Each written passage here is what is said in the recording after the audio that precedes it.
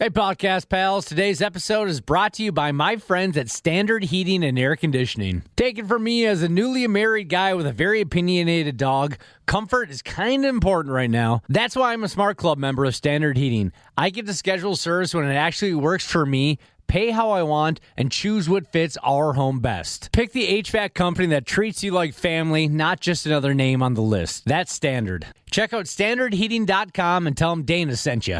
The 93X Half-Assed Morning Show. 93.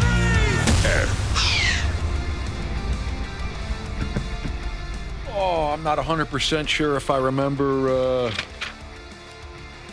how to welcome everyone to the 93X Half-Assed Morning Show. The dramatic return of the program ski. By God, our Independence Day week-long vacation has come to a close. And we're very happy to be back and live on the airwaves and all that. Thank you very much for being there. A lot can change in a week, right, Cubby? Well, I know for Ashley it did. I suppose, yeah, the big change with us or with Ashley is that she's returned from vacation. Still very pregnant, but also now she has returned very married. Oh, yeah. Woohoo. You got married. Your husband tried to murder. I don't want to. You don't want to give her a round of applause? Because then I have to lift my arms up and they're sore. Lift your arms up. Ashley got married. Her husband nearly killed her 10 hours later, and then she tried to evict my future nephew last night. That is a very eventful vacation. It was a roller coaster. That's for sure. He tried to kill you. He tried to choke you out? No. He's so dumb. I love him. Geez, my headphones sound weird today. I got to fix that. It sounds kind of goofy. Yeah. You're married. You're a different person now. Yeah, that must be it. Everything's different now. So I guess I should start with the marriage. Yeah, tell us all about it. We just decided, hey, let's do it this week. Why not? Let's just go to the courthouse, do the thing. It was that quick? Yeah, but then we were like, I don't know. Let's make it a little bit more special. His brother, my husband, weird. My husband's brother can marry people. It's your brother-in-law. Yeah. Right. And so... She'll get used to it, won't she, Josh? Yeah, it takes a little bit. The new terminology. Yeah. So we wanted him to do it, and we were going to do it at a park. Woke up that morning, and it was like 90 degrees outside. I could barely breathe, and I thought, oh, this isn't going to work. That's not a good day for a pregnant lady. Nope. Yeah, and you don't like heat no matter what. So I can't even imagine how miserable that was for you. Yeah, I did not want to stand outside whatsoever. And so I had an idea last minute. I thought, all right, what place is special to us? Hooters. I wish. And I thought of Two Stooges. It's a pool hall in Fridley. It's a great place. We go there all the time. Sure. And so I went there, talked to the manager, and he was so excited. He's like, yes, get eloped here. We'll reserve you 2 tables in the back. It's quiet. So I went and did that. Took about 15, 20 minutes. Stuck around, played some pool. 10 hours later, we were over at my folks' house, lighting off fireworks, having a blast. On Independence Day proper? Yeah. Yeah, legal fireworks, too. They weren't, like, sketchy bad ones. Oh, we're not going to tell anyone about it. Yeah. You can have all the illegal fireworks you want. We're not going to say dick. And he had one of those fireworks, they light out multiple ones. Usually people like Roman candles, Roman right? candle. There you go. Yeah. We used to shoot each other in the face with them when we were kids. Which I don't believe are legal, are they? Oh, I guess candles? I I don't know. They were easily accessible when we were kids. I don't remember going across the border to get them. Yeah, I don't know where my dad got them from, but we had them there. And as he's lighting the Roman candle, I'm looking at it and I thought, that doesn't look right. And I say to him, hey, are you sure that's pointing the right way? And not even a second later, it comes shooting directly by my head. He tried to shoot you in the face with a Roman candle.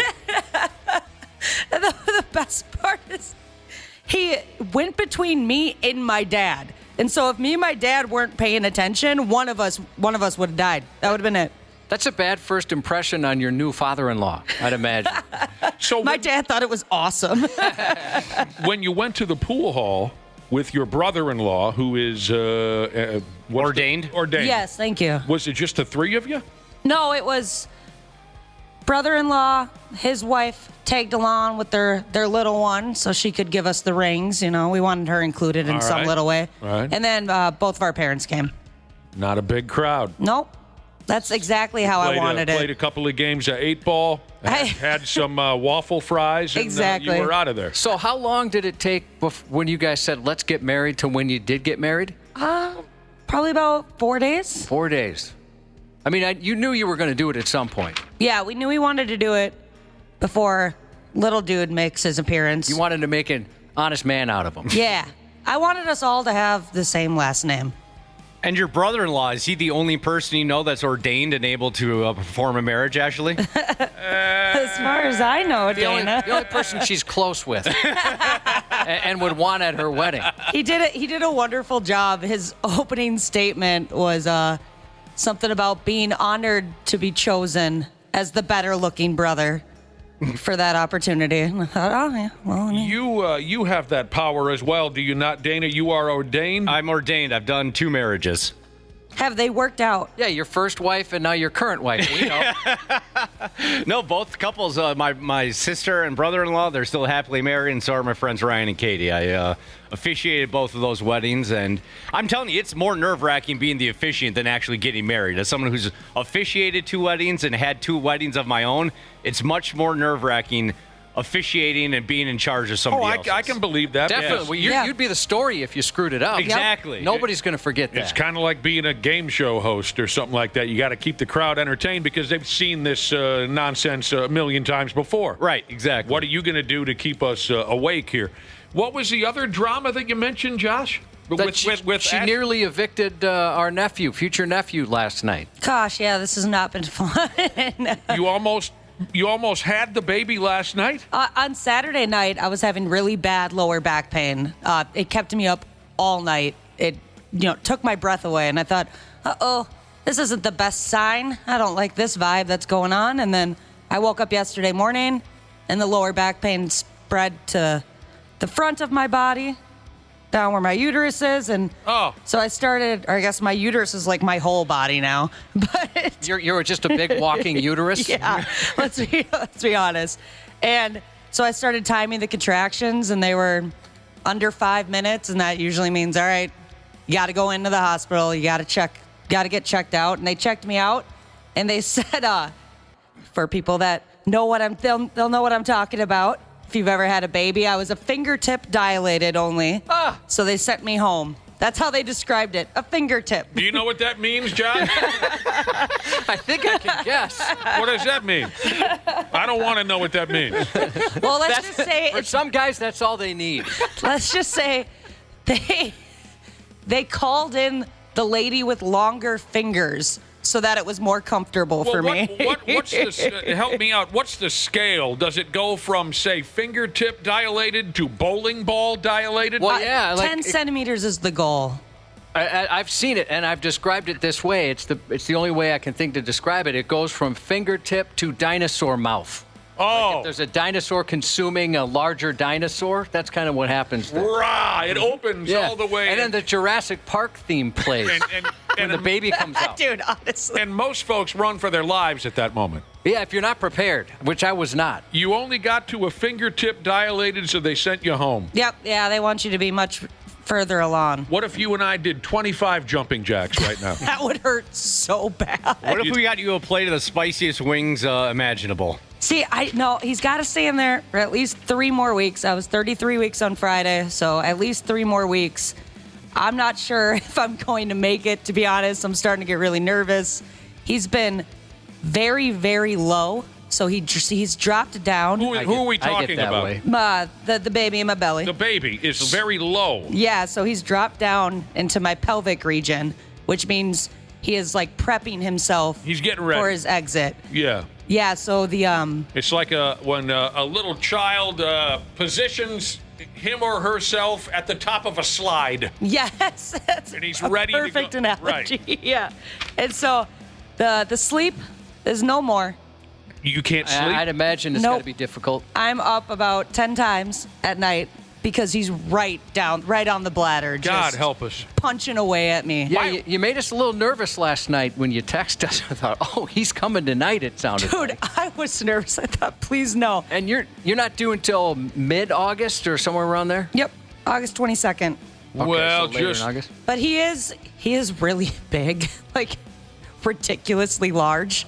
So I think you said last night when you sent out a text message to all of us, I think you said something like, you were afraid to uncross your legs. that's what it feels like. Yeah. You should have seen me walking around. I'm just kind of shuffling my feet, not taking big steps. I don't like stairs. But boy, marriage has been kind of dramatic so far. I know. Your married life has been a little dramatic. I thought, well, good thing we got married because I don't think we're going to have a chance to in the next couple weeks here. Well, what about all the other cute guys out there? That's it, huh? Yeah, you that's got it. married. Yeah, I'm off the market. What about all the other cute guys? All the other cute guys that really want a pregnant woman? There is some a out group there. of people, yeah. Oh, yeah. Do you have any parting words for your exes? Now that you're a married woman again, do you have any parting words to your exes? I guess no. All right. No, I don't think about them much. I guess I won. Look at me now. Good feeling. Ashley's got lots going on. Lots. And tell us anything. Is there anything new that I should know about in the lives of Dana or good old Cubby over there? Dana turned 40 a week ago today. Yeah. Had a milestone birthday. I'm a 40-year-old. I'm an old man, and I kind of like it. I dig it.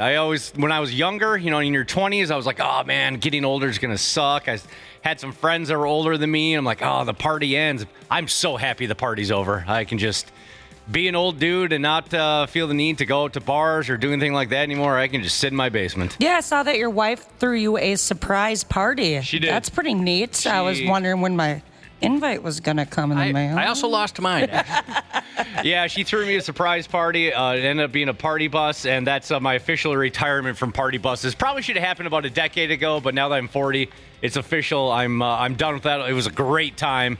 She completely caught me completely off guard, and it was a great night. But yeah, good. I'm good on party buses. Now, wink at me. Did she really catch you off guard? She completely did. Okay. Yeah. Uh-huh. When I saw the party bus and the little video that she posted of surprising you, I thought, oh, gross, party bus. Right? And you're 15 years younger than me. Yeah, I thought, oh, I bet it's hot in there. My wife showed me a picture too.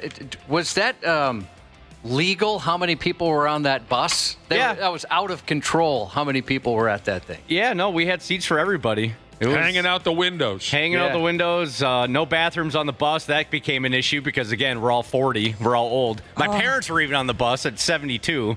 So, have you ever seen those videos of, I think it's in India, where people are hanging on to the outside of the trains? Yes. That's what I pictured when that was moving around. No bathroom. Now I'm glad I did not get an invite. Oh, you'd be in big trouble.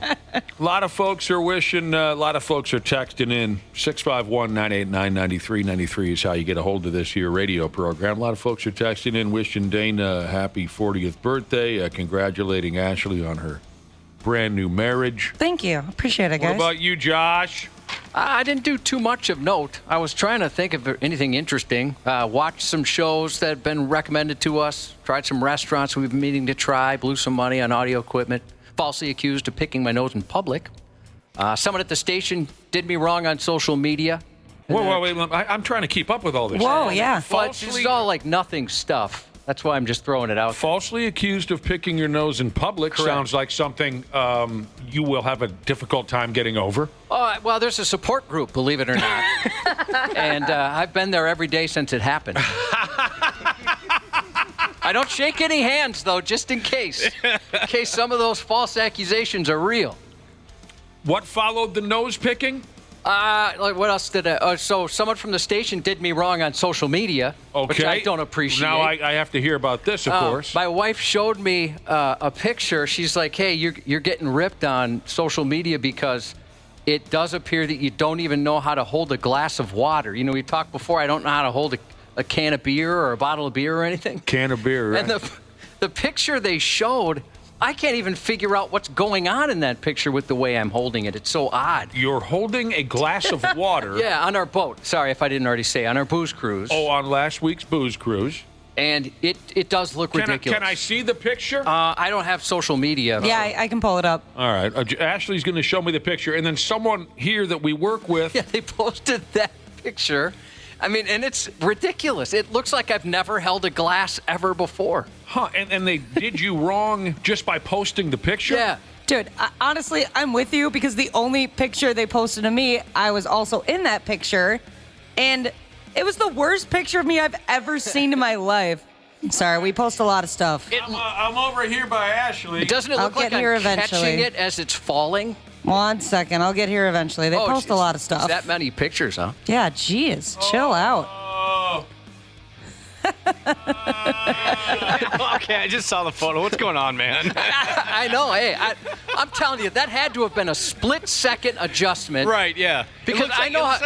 you're transitioning from like left to right or something. Yeah, because somebody somebody on the boat had said, dude, you know how to hold a glass? I said, I know, I figured it out since my friend's party. And now I know how to hold a glass, but they posted the picture that's absolutely ridiculous. The comments are great. And I totally agree with the comments that my wife was telling me about. What are some of the comments? Who's the toddler with a sippy cup?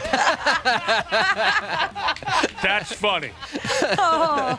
I don't think you look overly awkward or ridiculous in the picture. I don't think much of it. I wouldn't have even noticed that.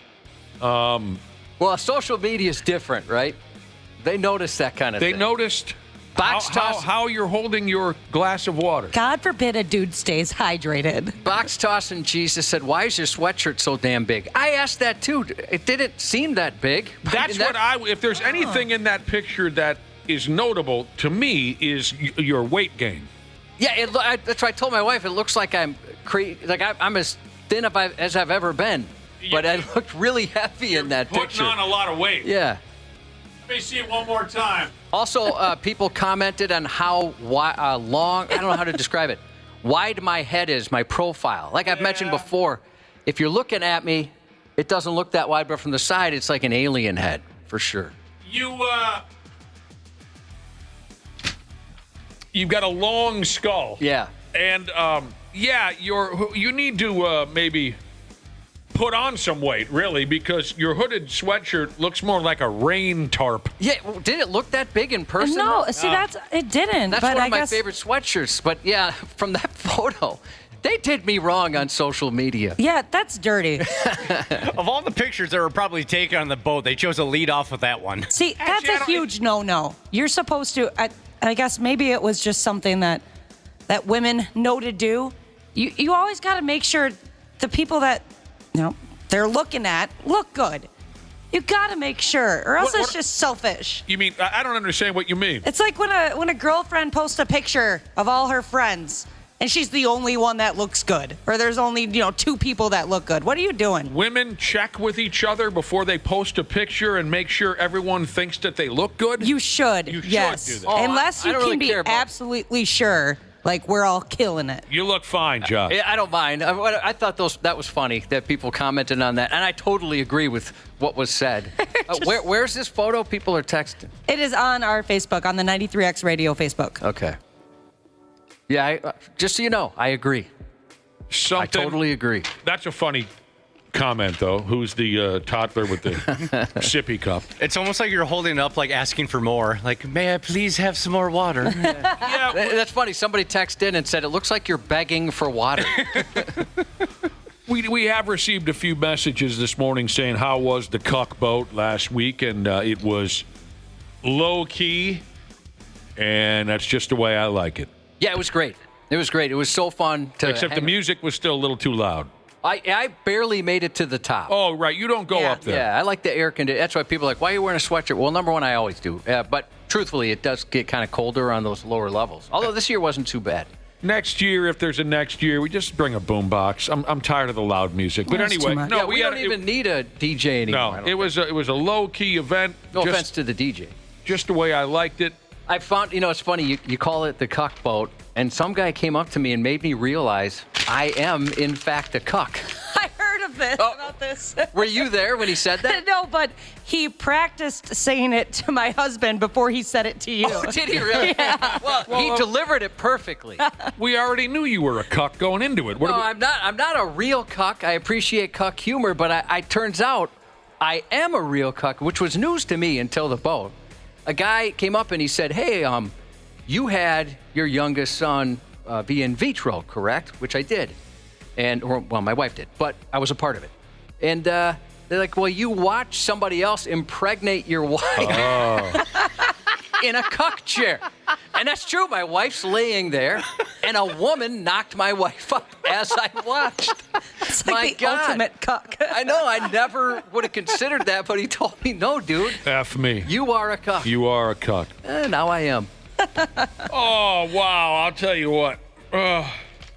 Local 34 Jesus recommends we just have a guy playing a piano from now on. I'd love that. Yes. That's one of my favorite things about Menards. Me Yeah, too. yeah, the Menards piano person. Just a dude playing Journey on the piano somewhere. Hell yeah. I would absolutely love that. So thanks, everyone who joined us on the boat ski. Sure was fun. I spent last week on vacation with my wife in a place called Jackson Hole, F me run in Wyoming. I've always wanted to go to Wyoming. My experience is only from television, and it looks beautiful. That was one of the bigger surprises, I think, for folks that didn't know you were going, is that you got on an airplane willingly. And Yeah, it's, traveled. And I raw dogged it. Well, I mean, I guess I had a couple, 3 beers on the way out there. On the way home, I had nothing because it was at 6 o'clock in the morning, and I can't drink beer that early in the morning anymore. I'll just go right back to sleep. I still don't like travel at all, air travel, but I just kind of gut it out now, Josh. I mean, it was only 2 hours there and less than that back, so I just kind of gut it out, and my fear of death doesn't bother me the way it used to.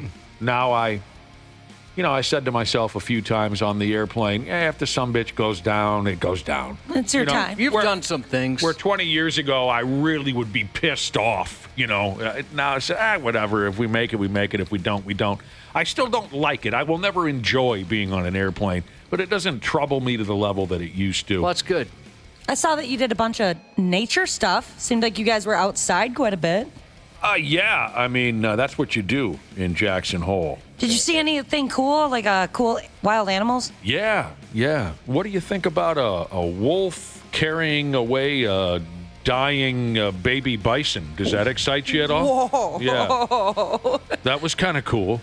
I have mixed feelings about that because it's very cool, but I felt bad for the baby bison because it was in the jaws of a bloodthirsty wolf, but moose, elk, bear, there's all that stuff. I don't normally get too excited about nature and that whole mess, but there was something about the vibe out there that I really liked. It's cool seeing animals you don't normally see. Yeah. In the wild, especially. I highly recommend the place to any sumbitch who hasn't been there already. I mean, there were big, fat-ass, snow-capped mountains surrounding the town. What do they call them? The Grand Tetons, I think? That's the name of the, anyone know? I'll take your word for it. I'm going to go with the Grand Teton Mountains, I think is what they call the pile of rocks they got over there.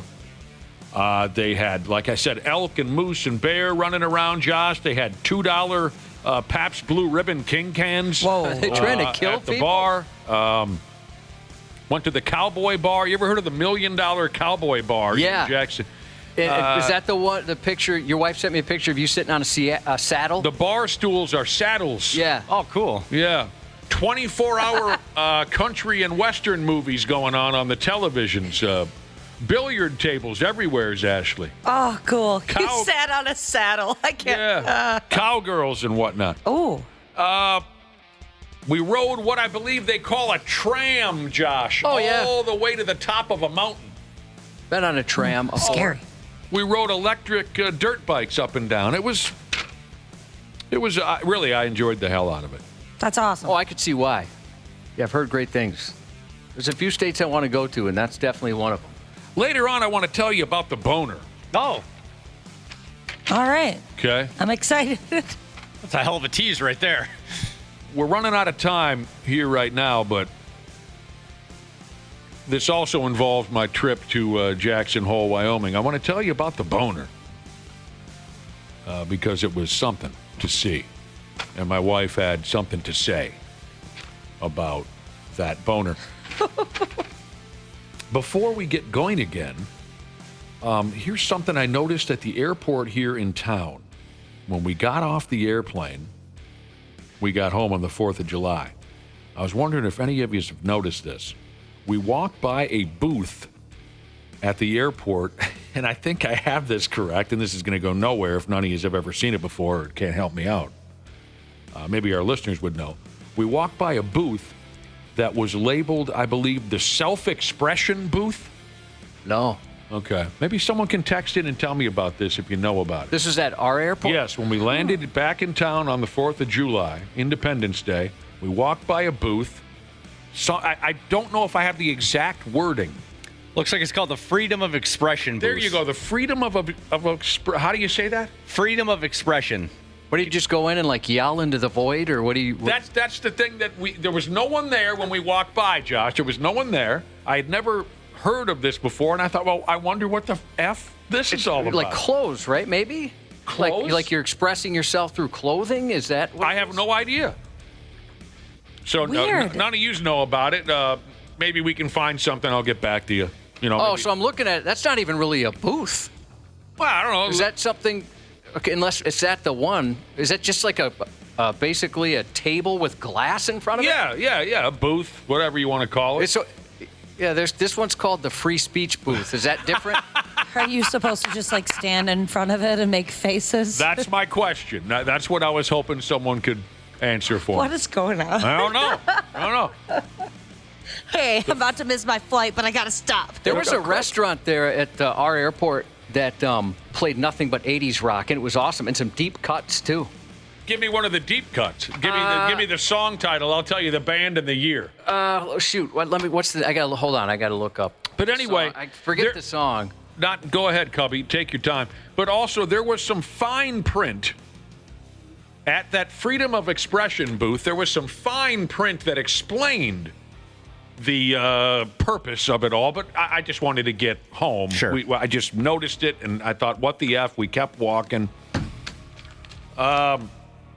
I just thought, what the balls is this? All right, so what information did you want? I wanted to know what deep track you heard at this bar at our local airport, and I was going to tell you the band and the year the song was released to reestablish my greatness here as we're back from a week's vacation. Streets Cry Freedom. Never heard of it. Like I said, it was a deep track from a band you wouldn't It must expect. be someone like Bang Tango or one of those garbage. No, it's Badlands. Jake E. Lee with Badlands. I never that was a gave- good album, their original. Okay, I had never gotten involved in Badlands. I love Jake E. Lee, so I got that one for sure. Streets Cry Freedom. Yeah. by I Badlands. even had to look around like, is everyone else hearing this? This is Badlands. How does that happen? And they kept playing, they had some more well-known 80s stuff too, but it seemed, when we were there at least, it must have been 80s day. What Kiss drummer was in Badlands? Go. There are three choices. Well, Peter Eric Criss, Singer. Eric Singer, or Eric Carr. It was Eric Singer. That's correct. All right, we'll get going. Before we go, a couple of texts have come in. Can you give a shout-out to all the dancers from, I don't know what this means, TTPDA, heading down to Nashville for Dance Nationals? Oh, That'll be nice. fun. Nashville, eh? My husband's been to that a couple times. That dance tournament? Yep. What is Dancing boy. TTPDA? I have no idea, but I bet he'll text me when he hears it on the podcast. Your husband was a dancer when he was a young person. Yeah, from 4 years old to 17, he danced competitively. Yep, they traveled around the country. Tap dance. He has everything. Well, yeah, that's what I was going to say. Tap dance. That was included. High kick. High kicking. Yeah, he's Jazz going to be funk. mad at me. Lyrical, stuff like that. He lifted girls up. Could he really high kick? I do. Like a rockette? Is that what they're called out in Vegas, right? Oh, I bet he could. Absolutely. my God. I've seen still photos of him pretty high up in the air with his legs up. It's you- impressive. Sorry. Isolate Sorry, hon. that. Do you, did you guys dance before you were, do you like to dance? I love dancing. You do? Yes, but the kind of dancing that he did is not the kind of dancing that I like. Like, he doesn't really know ballroom, that kind of vibe. He just knows toss the girl up, catch the girl, All right. To go the in the air. people are texting in TTPDA, To the Point Dance Academy. Congratulations. This is a text from Dance Dad Jesus. Oh, I bet you Dance Dad Jesus he'll have a few laughs in Nashville. You know what I mean? While the tournament's going on. Him and the other dance dads will be at Kid Rock's bar just getting deep. Dude. Oh, yeah. Dude. I'd imagine Dance Dad Jesus is also damn near bankrupt Dad Jesus. Dance is so expensive. So crazy. I have a friend whose daughters are in it, and he was telling me some of the expenses they have. It was out of control. I mean, just their outfits. Exactly. They're from New Prague, Minnesota, Dance Dad Jesus says. Well, absolutely good luck and have fun in Nashville. We will return here in a few minutes with your first stupid news report in quite a while on the 93X Half-Assed Morning Show. The 93X Half-Assed Morning Show. Hey, podcast pals. Today's episode is brought to you by my friends at Standard Heating and Air Conditioning. Take it from me as a newly married guy with a very opinionated dog. Comfort is kind of important right now. That's why I'm a Smart Club member of Standard Heating. I get to schedule service when it actually works for me, pay how I want, and choose what fits our home best. Pick the HVAC company that treats you like family, not just another name on the list. That's Standard. Check out standardheating.com and tell them Dana sent you. Hello, my loves. It's Lala Kent. Yes, that Lala. And if you're not listening to the Give Them Lala podcast, here's what you're missing out on. I stayed with my two kids. Mom and Kristen shared a room, and you and Landon shared a room. What the hell is going on? A lesbian couple, a gay couple, and then this random woman with two kids. So weird, but to me, it's the most common thing. This is my brother, his best friend, and my mom and her best friend. This is just how we roll. This is called the pod, okay? Give Them Lala. Follow and listen on your favorite platform. Stupid news on the Half-Assed Morning Show.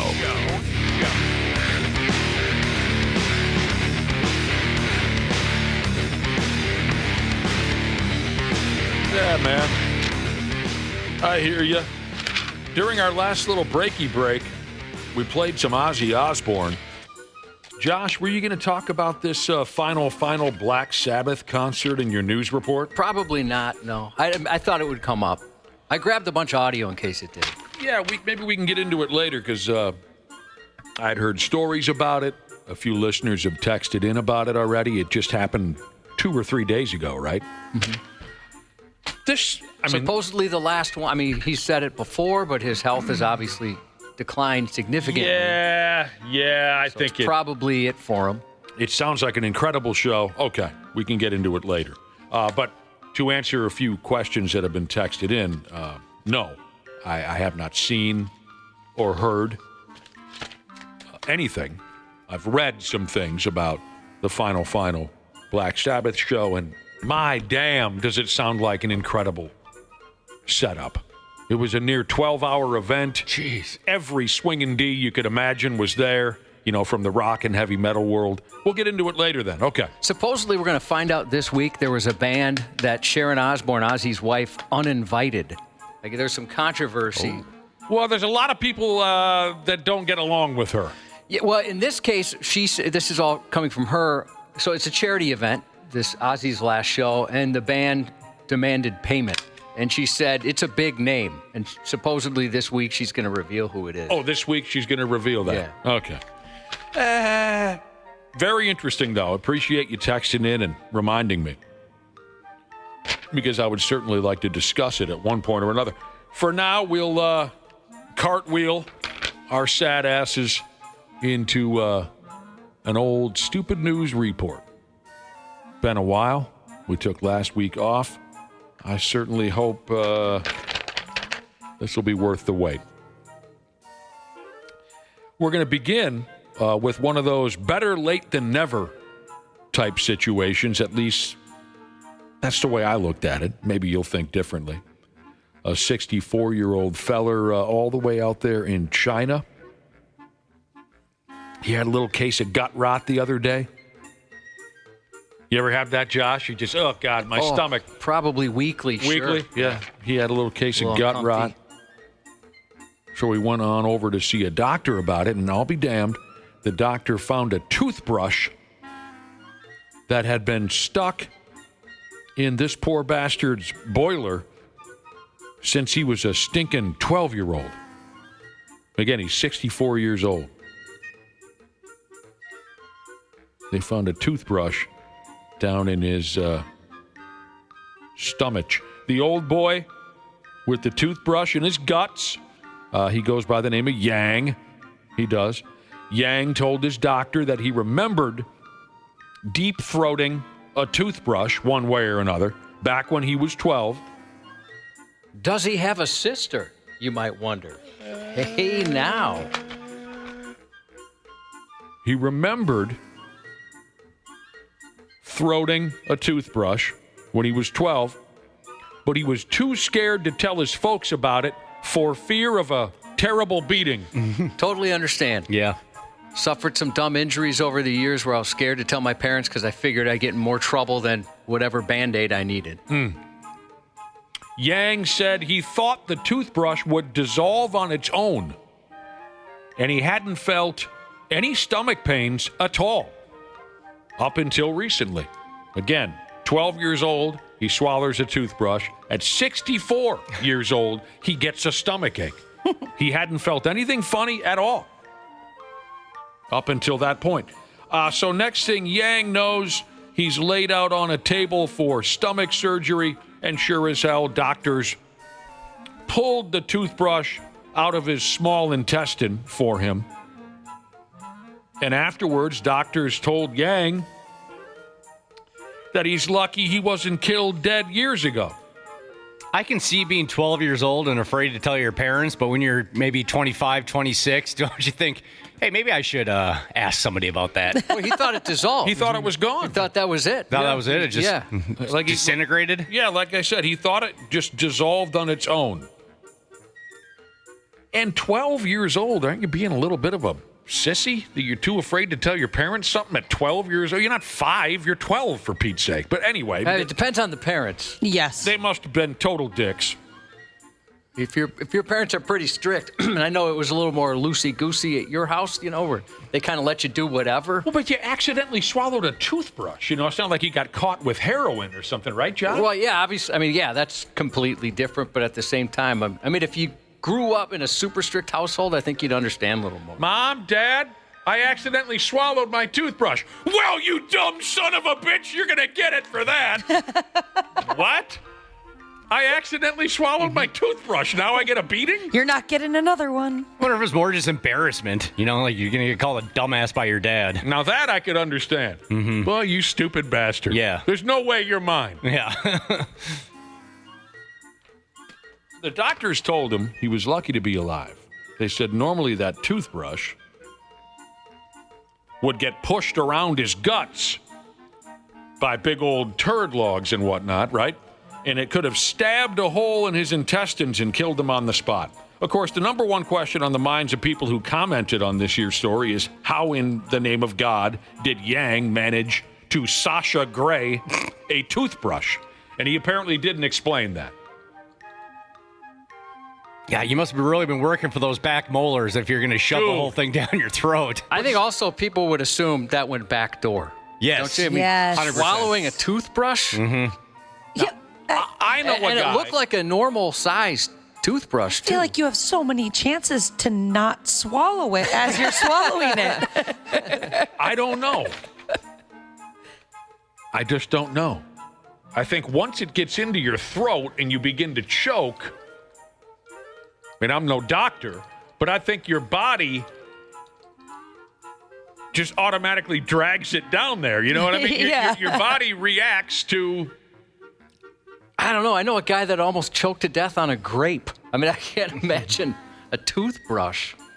So, yeah, how it happened, I guess Yang did not explain. I know one guy who had a thing about, really getting that toothbrush deep down to the back of his tongue. It was very uncomfortable to watch. That's me. He looked embarrassing. It was just, but he had a thing about really getting the hell back there. And I thought, why are you so concerned about, but that was that's how he was taught. So when you brush your teeth, Ashley, you go way the hell back there as far as you, and back of your tongue? Yeah, and I can't say this without it sounding inappropriate and whatever. I'm just going to say it.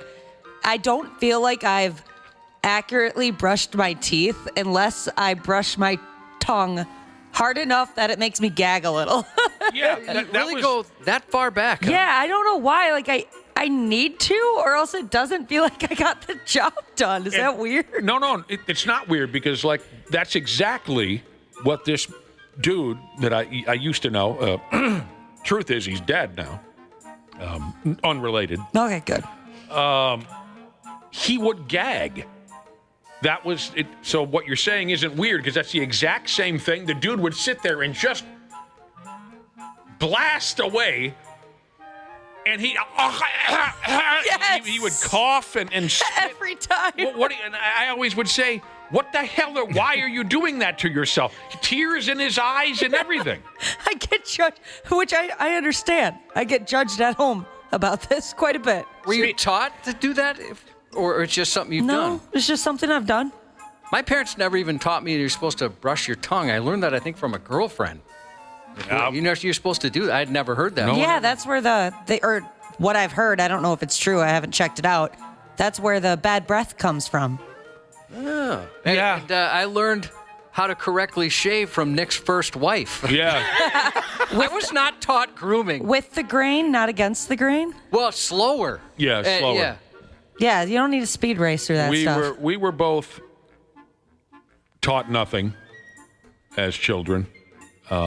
And hygiene had to be taught to me by girlfriends. And then I would pass the information on to Josh because he also wasn't taught to properly groom himself. I didn't know you're supposed to lotion up after a shower. I don't like the feeling of it, so I still won't. But Nick told me that. Like, yeah, what? you trap the moisture in. You been talking about the razor? No, lotioning up after a shower. Yeah. I didn't know that was something you're supposed to do. Yeah, I mean, in high school, a gal that I was sort of seeing at the time walked up to me in the hallway and said, "Don't you use lotion?" And I said, "Well, where?" Kind of. You know. When I was and she said, "My God, your face is so dry." And I said, well, what do I? And so she said, "Dummy, there's products out there, lotion. You put it on your body after you get out of a shower." I'm 17 years old. I had to have a gal tell me this in the hallway at school.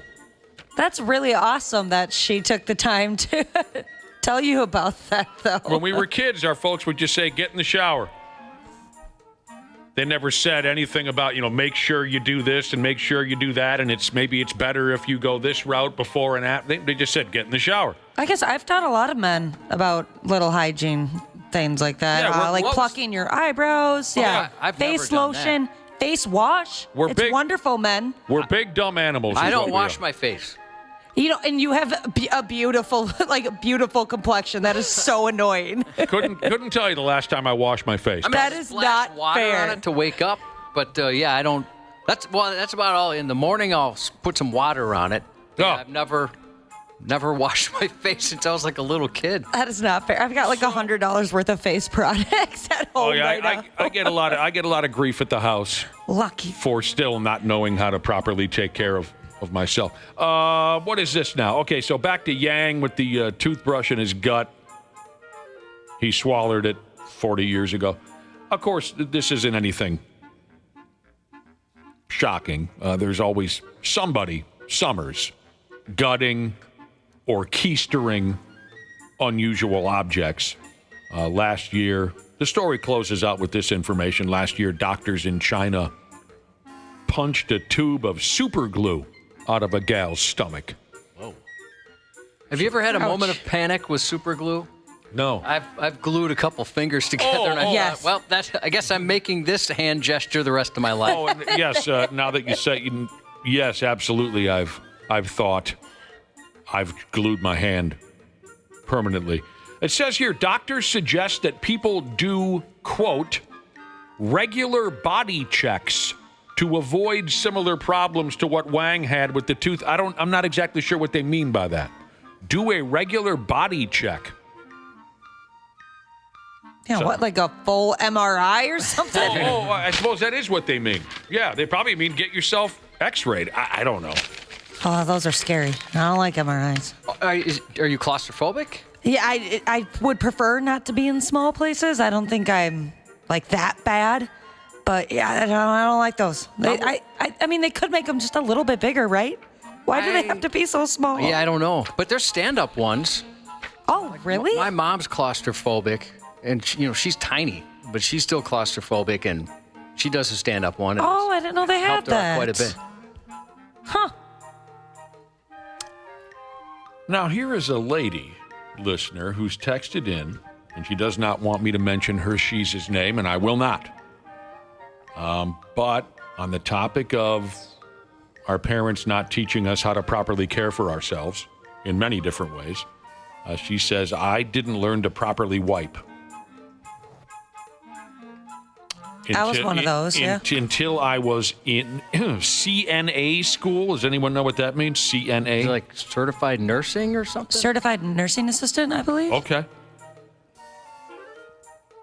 So her folks just go ahead and wipe. Well, how do I? Go ahead and do it. Folks didn't teach her how to wipe her bottom. I didn't know until I was probably in my teens, I guess, middle school, high school. Not that to go you're south supposed to to north? go. Yep, exactly. I'm sorry, one So more I'm time? assuming she's talking about she went south to north. You went back to front. Yeah. Yeah, you can't go back to front. Because I always thought, well, I'm not going that far back. But then, yeah, they said, well, you just want to be sure. Who was it that taught you to wipe your bottom properly? I think I was talking to my girlfriends. How old were you? Middle school, and how does- early teens. How does that come up? Do you remember? I mean, it was a while ago. I think maybe we were like in the bathroom together. Maybe that was the case. And I was like, what are you doing there? What's that? I don't do that. This same lady who texted in about how she didn't know how to properly wipe herself till she was in college, it sounds like. She also said, I also thought my period was just the dot at the end of a sentence. Took me a while to realize they weren't talking about that grammatically. You went back to front, huh, Ashley? Yeah. God help us all. No, there were no survivors? No. Yeah, you know what?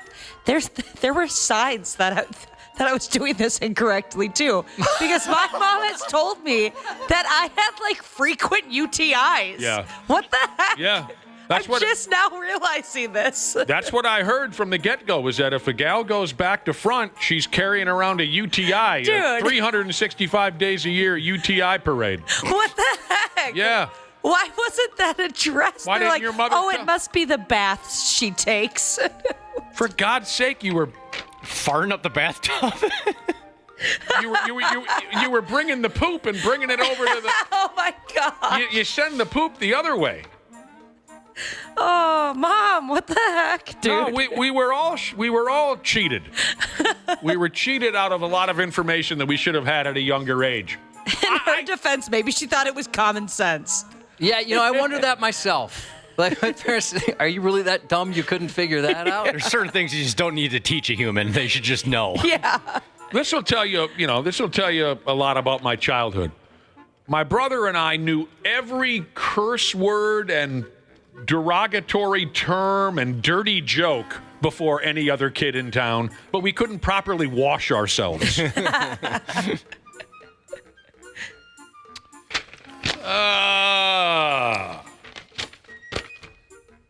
Sometimes you go back to front, and then a lesson is learned, and then you go the other way. All right.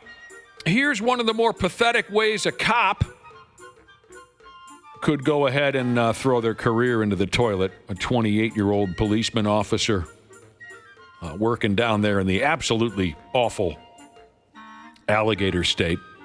Justin Register is the dude's name, which is kind of silly. He upped and resigned from his position as a policeman officer a few days ago because he was caught stealing cash during a traffic stop. What a dope. Yeah, and here's the sad-ass details on this puke bag. Register had just pulled a feller over and arrested the guy for not having a valid driver's license. He took the guy's wallet and telephone and put it in his patrol car's trunk. Okay? 2 other cops show up, and they saw Officer Register wandering back and forth to his car's trunk multiple times. Eventually, Register returned the driver's belongings, gave him back his wallet, gave him back his telephone, but the driver said, "Hey, I'm missing $300 out of my wallet." everyone starts looking for it. And that's when Register went back to the trunk of his car, opened up a rifle bag, pulled out some folded cash, and said, "Oh, I found it. Here it is." What? The cash was in the register. Mm-hmm. I found some cash on the ground the other day. I've never found... That's never happened to me before. I remember that old song, cash on the ground, looking like a fool with my cash on the ground. How much did you find? $20. What? $20. And what's it say on the T-shirt you're wearing right now? $20 is $20. That's exactly right. This sure cost me $20.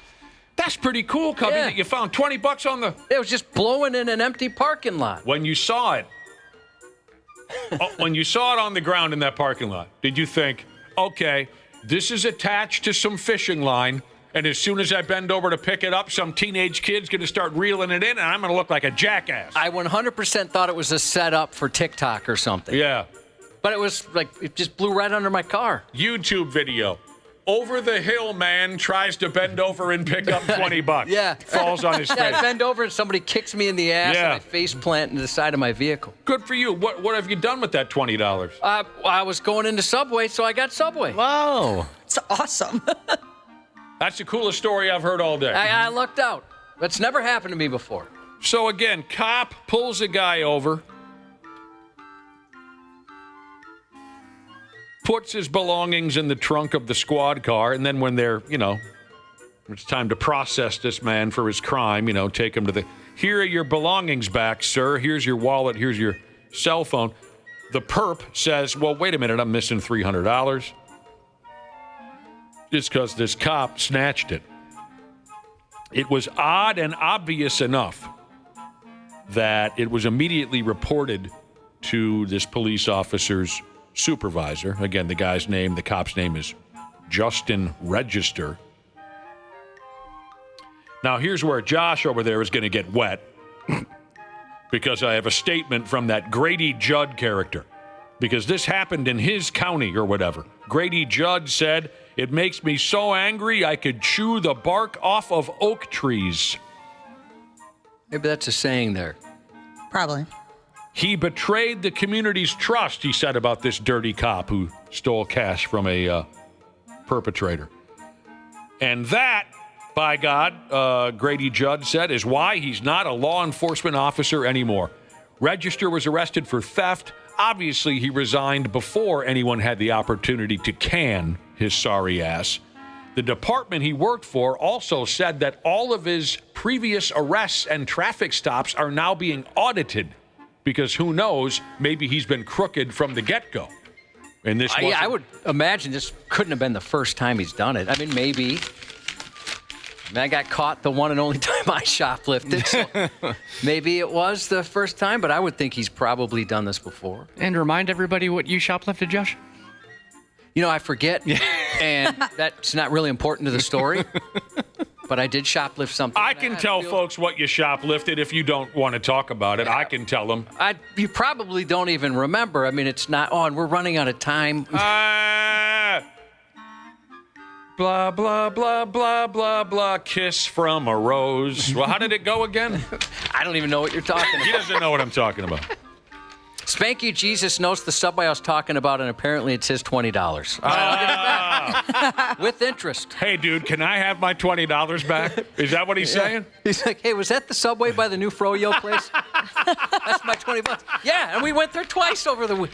Yeah, we went to the beach. Spanky dropped it in the parking lot. It was his. Now he wants it back. That's crazy that you're listening right now. I'll give you that $20 back. I think the right thing to do is to give him his money back. I did look around thinking, did anybody lose? Well, I mean, who lost this thing? But it was just me.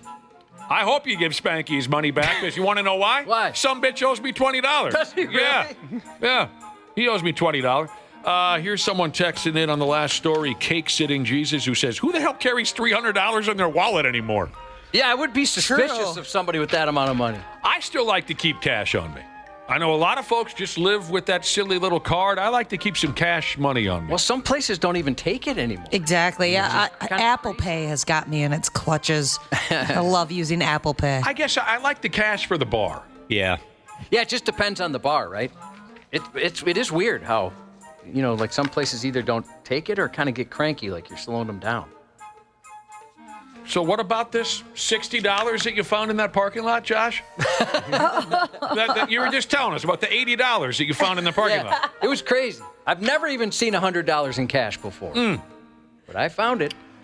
All right, we got back-to-back deals here where grown-ass men committed crimes while dressed like little children on effing Halloween.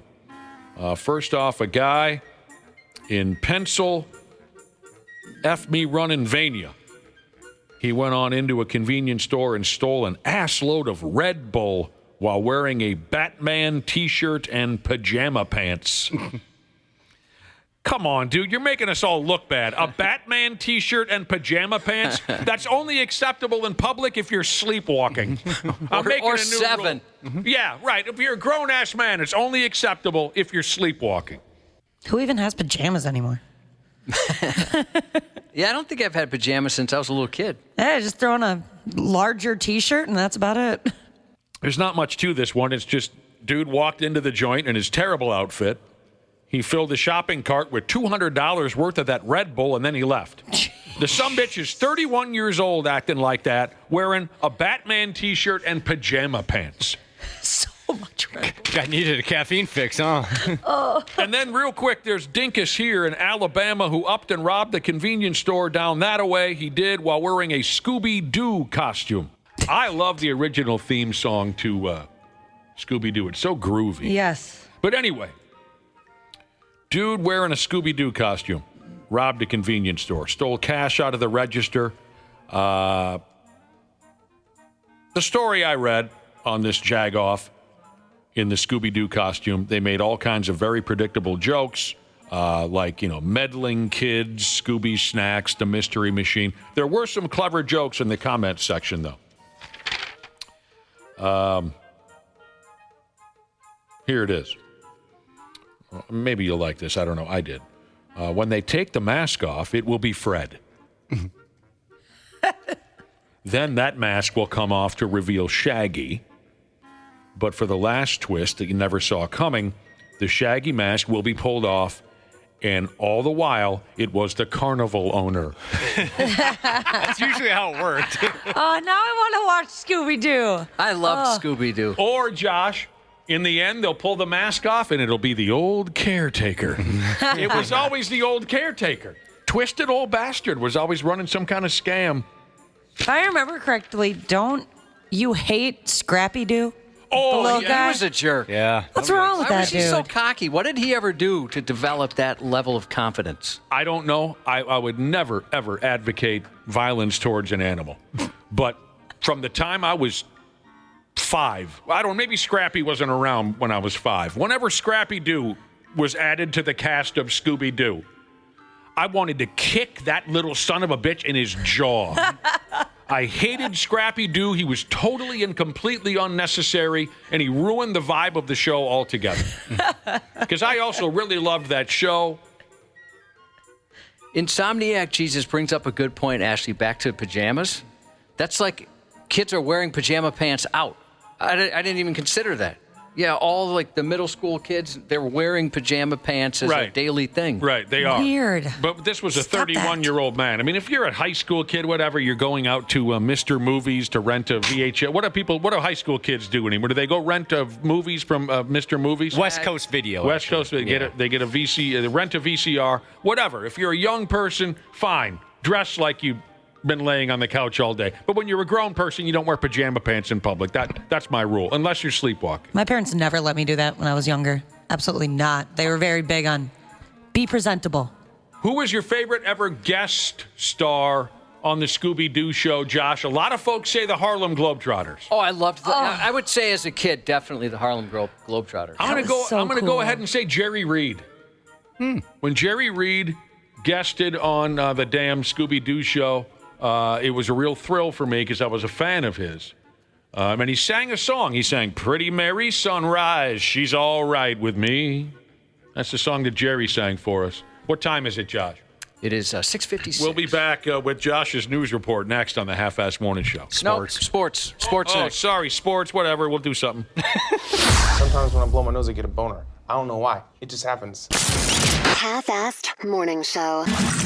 Sports on the 93X Half-assed morning show. And this one is hammered left center field and deep. Back it goes, and that is gone. Another leadoff home run. Number 20 for Byron Buxton. Get that plane ticket ready for Atlanta. This guy is going to be there. 1-0 Twins.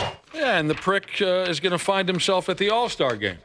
And Saturday's Byron Buxton bobblehead with sound night. With sound? They had an audio to these things, Yeah. Dude, that's sweet. Coming up this Saturday. This Saturday. Do we know what he against says? No, so I looked it up, and there's already one for sale on eBay somehow. Of course.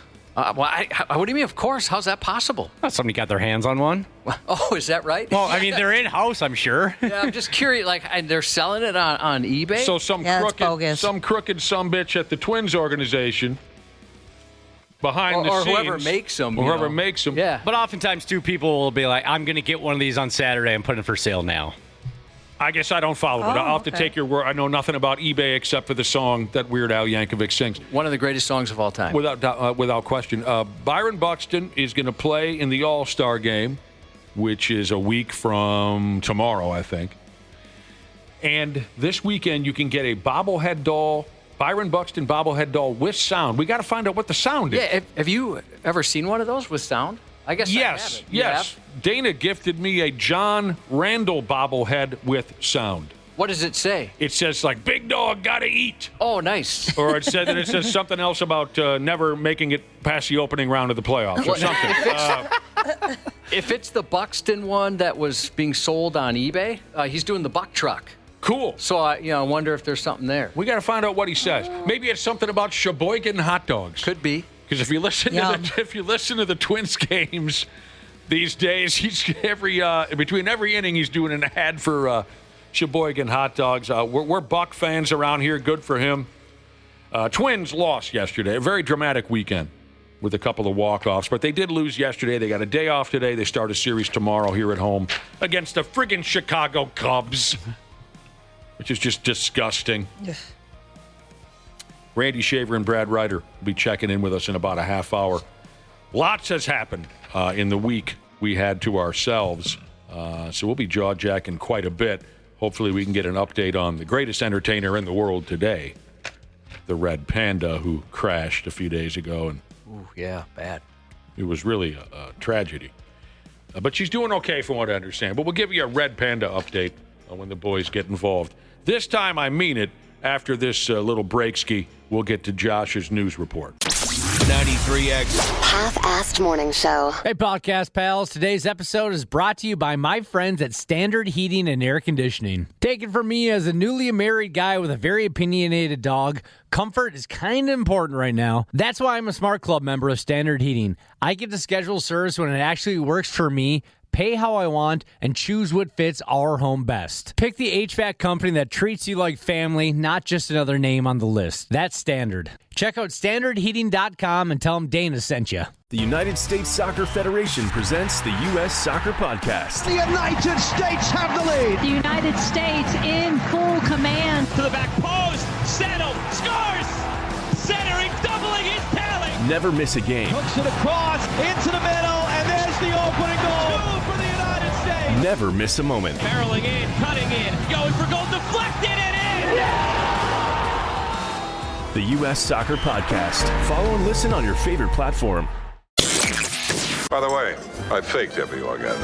93X Half-assed morning show. Praying that it was going to drop at some point soon.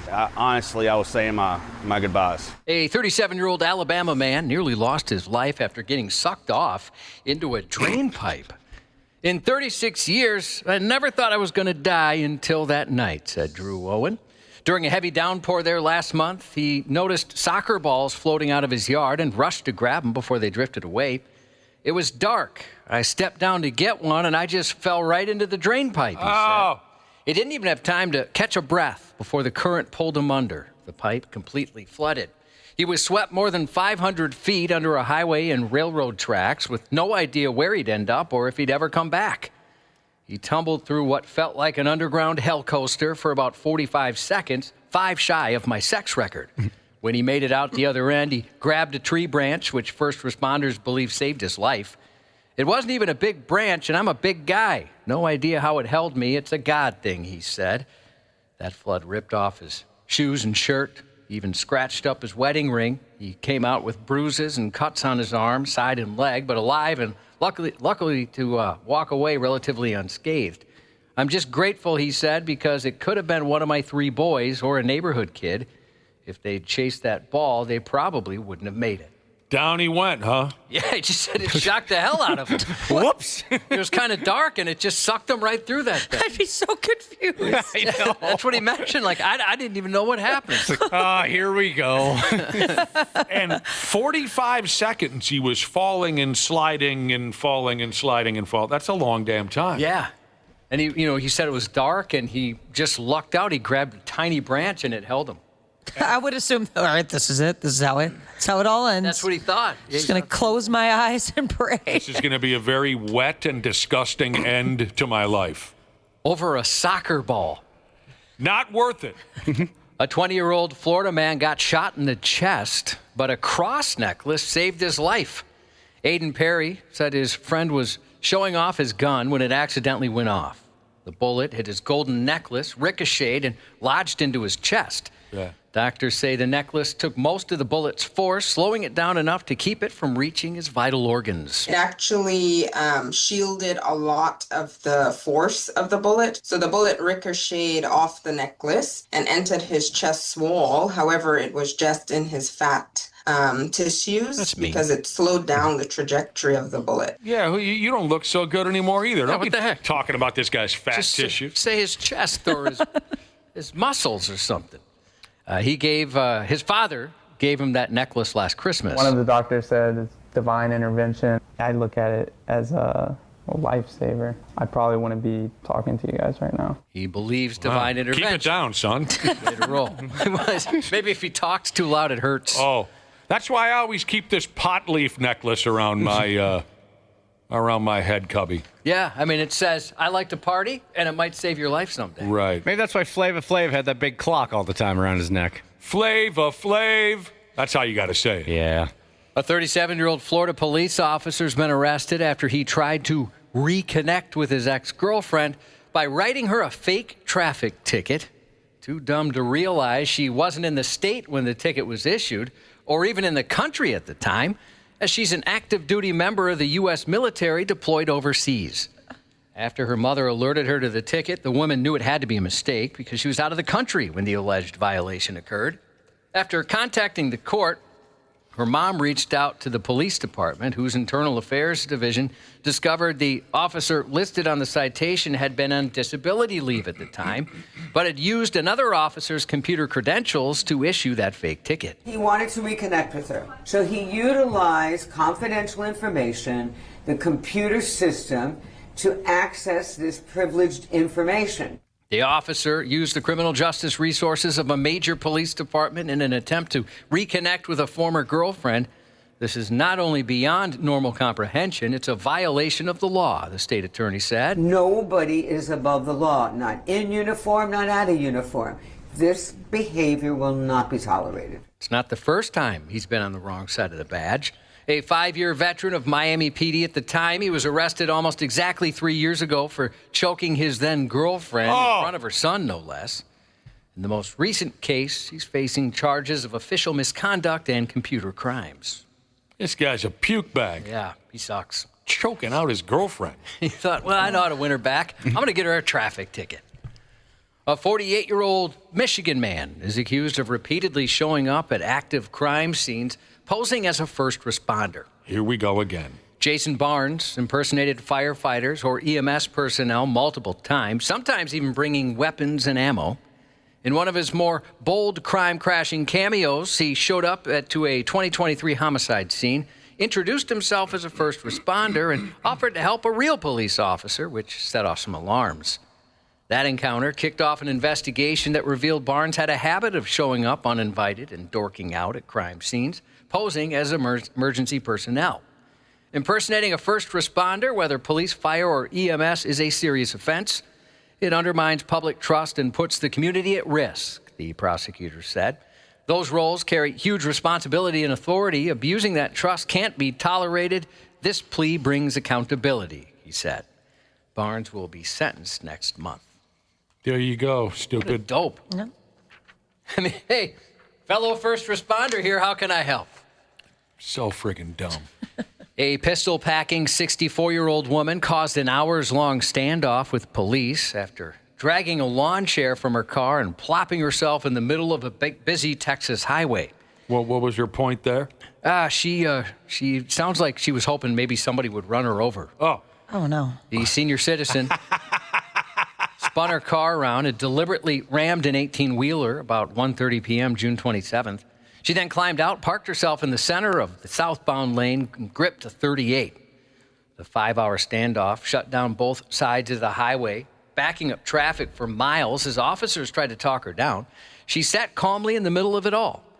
A crisis negotiator was called in, and eventually her daughter showed up to help calm things down. She listened to us, and that was the most important thing that occurred here today. We saved a life. The woman finally surrendered, reportedly hugging the negotiator before being taken into custody and then sent to a hospital for evaluation. The truck driver was unharmed. Oh, I can't imagine getting that phone call about my mom. Hang She's on a doing sec. what? Yeah. Mom is sitting in a lawn chair in the middle of traffic. All right, here I come. I'll be there in 45 minutes. How shocked would you be, Josh, on a level of 1 to 10 to find out your mother was sitting in a lawn chair in the middle of traffic? 10 being the most shocked? 10 being the most shocked. 2. Dude. Hundreds of bicyclists rode for Freedom Friday. Freedom from pants. A half-naked parade of risque riders rolled through Minneapolis in their underwear, boxers, briefs, and the occasional marsupial-themed undergarment known to 93X listeners as kangaroo panties. It wasn't Laundry Day, it was Independence Day, which once again brought the annual Freedom from Pants ride where patriotism met pantless pedaling. I'd never heard of this one. I hadn't either. Apparently it's been going on for a while, too. I'll be. Or if I did, I forgot. The tradition began in June 2007 when a Twin Cities cycling forum organized an underwear ride to escape swamp crotch and beat the summer heat with only a thin piece of fabric between their bike seats and ball sacks. This 9-mile ride, the Freedom from Pants ride, kicked off under the Hennepin Avenue Bridge on Nicollet Island with a few stops along the way before finishing in South Minneapolis. Ball sacks, he says. Most of them had them. I was going to go. I was. But my mother was in a lawn chair in the middle of Right in traffic. the middle of traffic. Yeah. Priorities. Demanding Could have biked right cigarettes. by her. Yeah. An 18-year-old Florida man's day began at the Golden Arches but ended up behind steel bars after calling McDonald's 3 times and threatening to, quote, shoot this S up because they forgot his McNuggets. Employees reported the threat about 1 a.m. Wednesday. Dayton Schaefer told them he would shoot it up and shoot this S up. When he called, the manager actually offered to make it right. He told him to come back and they'd happily give him the missing nuggets. But instead of accepting the peace offering, he fired off more vulgarities. Yeah. Staff quickly locked the doors and called the sheriff's office, who traced the calls to Schaefer, and his mom confirmed the phone was his. This McNut didn't get his McNuggets, so he used his McPhone to make a McThreat. Okay, anyway, he's in the McJail. When questioned... Come on, you got to go after. I know you love that guy, Josh, but that's weak. Well, hey, You they're gotta not all go great, after- but this dude, like, he's as tough as hell on crime. I love him for that. He doesn't mess around. He's not like a dude that's just going to, let bygones be bygones. He goes after the... Tough on crime. Yeah. And so you put up with a few things. I understand. Yeah. He'll throw in a McJoke every once in a McWhile. When questioned, Schaefer admitted to making the threats. He said he was angry. His $5 meal didn't come with the McNuggets. Well, yeah, I guess you were angry. He told officers it was just a joke and insisted he never planned to hurt anyone. I'm not buying it. No, I have trouble with that as well. I'm not buying that one. A 37-year-old Florida woman is facing multiple charges after attacking a man, fleeing the scene, and later crashing into a deputy's car. Samantha Colter showed up at a man's property, climbed over his chain-link fence, and attacked him, including an attempt to bite him in a non-kinky way. Shortly afterwards, the man got left to get some food and received a call saying she returned. The caller said she used her car to crash through the fence before fleeing again. Who is this lady? Yeah, just a lady. Yeah. Apparently. They didn't really say the relationship between the two, but I'd imagine at some time they must have bumped uglies, don't you? Yeah, I think he folded her and didn't call her. Didn't call, yeah. Deputies later found her Cadillac and tried to catch her. A relative at the scene yelled for her to get out of the car, but she refused, saying, "Why? This is fun." She then tried to drive through a ditch to get around a deputy's car. When that didn't work, she backed up and rammed into another patrol car before speeding away again. All right, that's it. Eventually, deputies boxed her in at a restaurant. Even then, she refused to get out. Officers pulled her out, though, placed her in a patrol vehicle, but she managed to somehow slip out of her handcuffs. After a second struggle, she was recuffed and secured once more. Thankfully, no deputies were hurt. One patrol car was damaged, along with the Cadillac she was driving, which police later learned belonged to her grandma. Her grandma's Cadillac? It was her grandma's Cadillac. Of course. She wrecked it. I was thinking, 37 with a Cadillac, that seems kind of young. Yeah. Although you had a Cadillac for a while, Ash. Yes, and everybody asked me if I was 70. Are you driving your grandparents' car? I was like, Ted, these things are nice.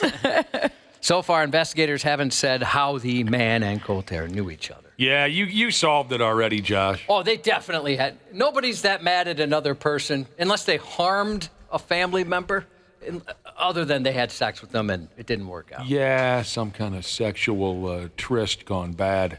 A 43-year-old Florida man was stabbed in a drug dispute, and he was apparently in surgery when a nurse found a crack pipe, a lighter, and tin foil with cocaine up his butt. Oh. The surprise discovery happened earlier this month at Bayfront Hospital in St. Petersburg, where Michael O'Neill had been taken for treatment. While in surgery, an RN located the keistered contraband. After being treated, he was booked into jail for cocaine possession and possession of drug paraphernalia up the pooper. In recent years, he's racked up convictions for DUI and several drug-related charges, including possession of cocaine, meth, fentanyl, and drug paraphernalia. So, sadly, he's obviously got a problem. Last year, he pled guilty to drug possession after a jail strip search turned up 2 baggies with fentanyl and crack rocks hidden in his rectum. Oh, he really likes that. that idea there. Might be time to find a new hiding spot, bud. Yeah, he needs like a hip pack. Yeah. Or something like that, or some sort of backpack. That'll kill you. Nah, he's using his butt. Avenged Sevenfold guitarist Sinister Gates, 44 today. Beatles drummer Ringo Starr, 85. Good God. Happy birthday to Haley Rose, turning 20, from Mom, Dad, Mikey, and Abby. And happy 40th to dumb bolt tightener Jesus. That's 93X News. He's playing with the meth pipe right now. He's trying to smoke it. All right. Enough fun and games. Randy Shaver on the Half-Assed Morning Show. The ravine rises, ready to erupt.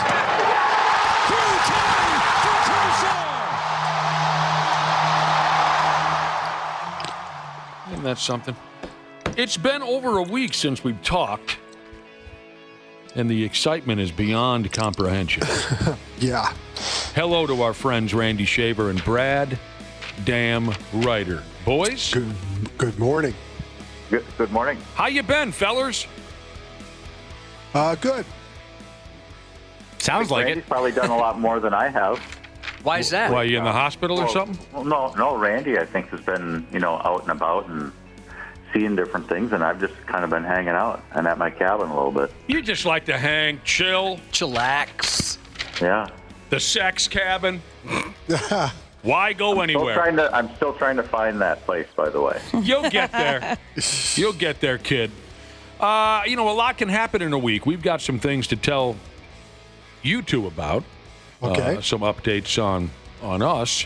Big news, even. Okay. But there's nothing we need to know about your lives over the last week. No. Okay. No, now I'm curious about this. Is it bad news? No, it's not bad news. No, I know. I just want to say this, Nick. Yes.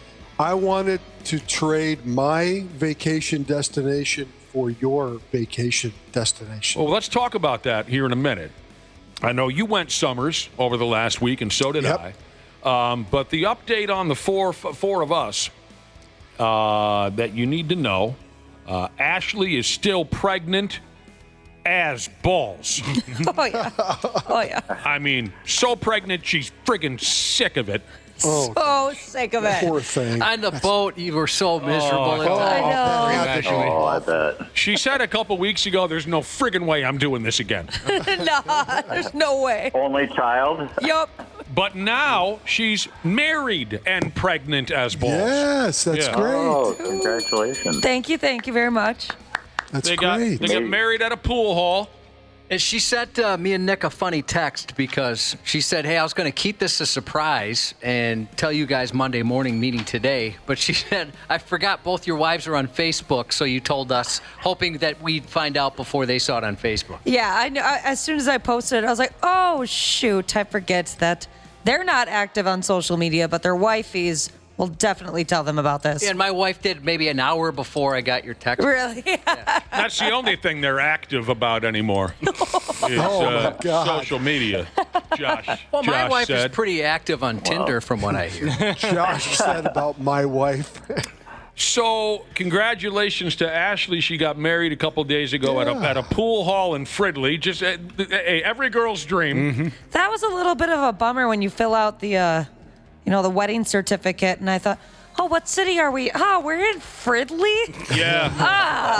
My God. Just go across town lines and do it again. You never look at the wedding certificate after the wedding. Yeah, that is true. I don't even know where ours is.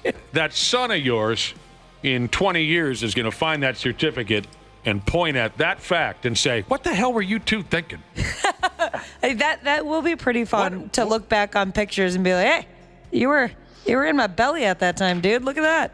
They got married at a billiard hall in Fridley. Okay, Randy Shaver, you went on vacation, and you would have liked to have traded yours for mine. Just the location. Okay. You went to Las Vegas? We went to Vegas and then spent 3 days in Sequoia National Park. Wonderful. Oh, those are the big trees, right? The redwoods? The big trees, yeah. Oh, that'd be awesome. I went to a place called Jackson Hole, Wyoming. Yes, I've always wanted to go there. Too. I really liked it.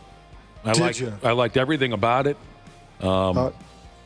Privately, we'll have to have a discussion because that is one of my bucket list places to go. Oh, you'd love it. You'd love it. Yeah. I had a lot of fun. But I got to say, when you fly in that airplane, as you're coming into Jackson Hole Airport. Oh, yeah. Which it's like Vegas' airport. Well, I don't know about Vegas' airport, but Jackson Hole, Wyoming Airport has one lane. What do they call it in the business? A runway? One runway. Runway. Yeah.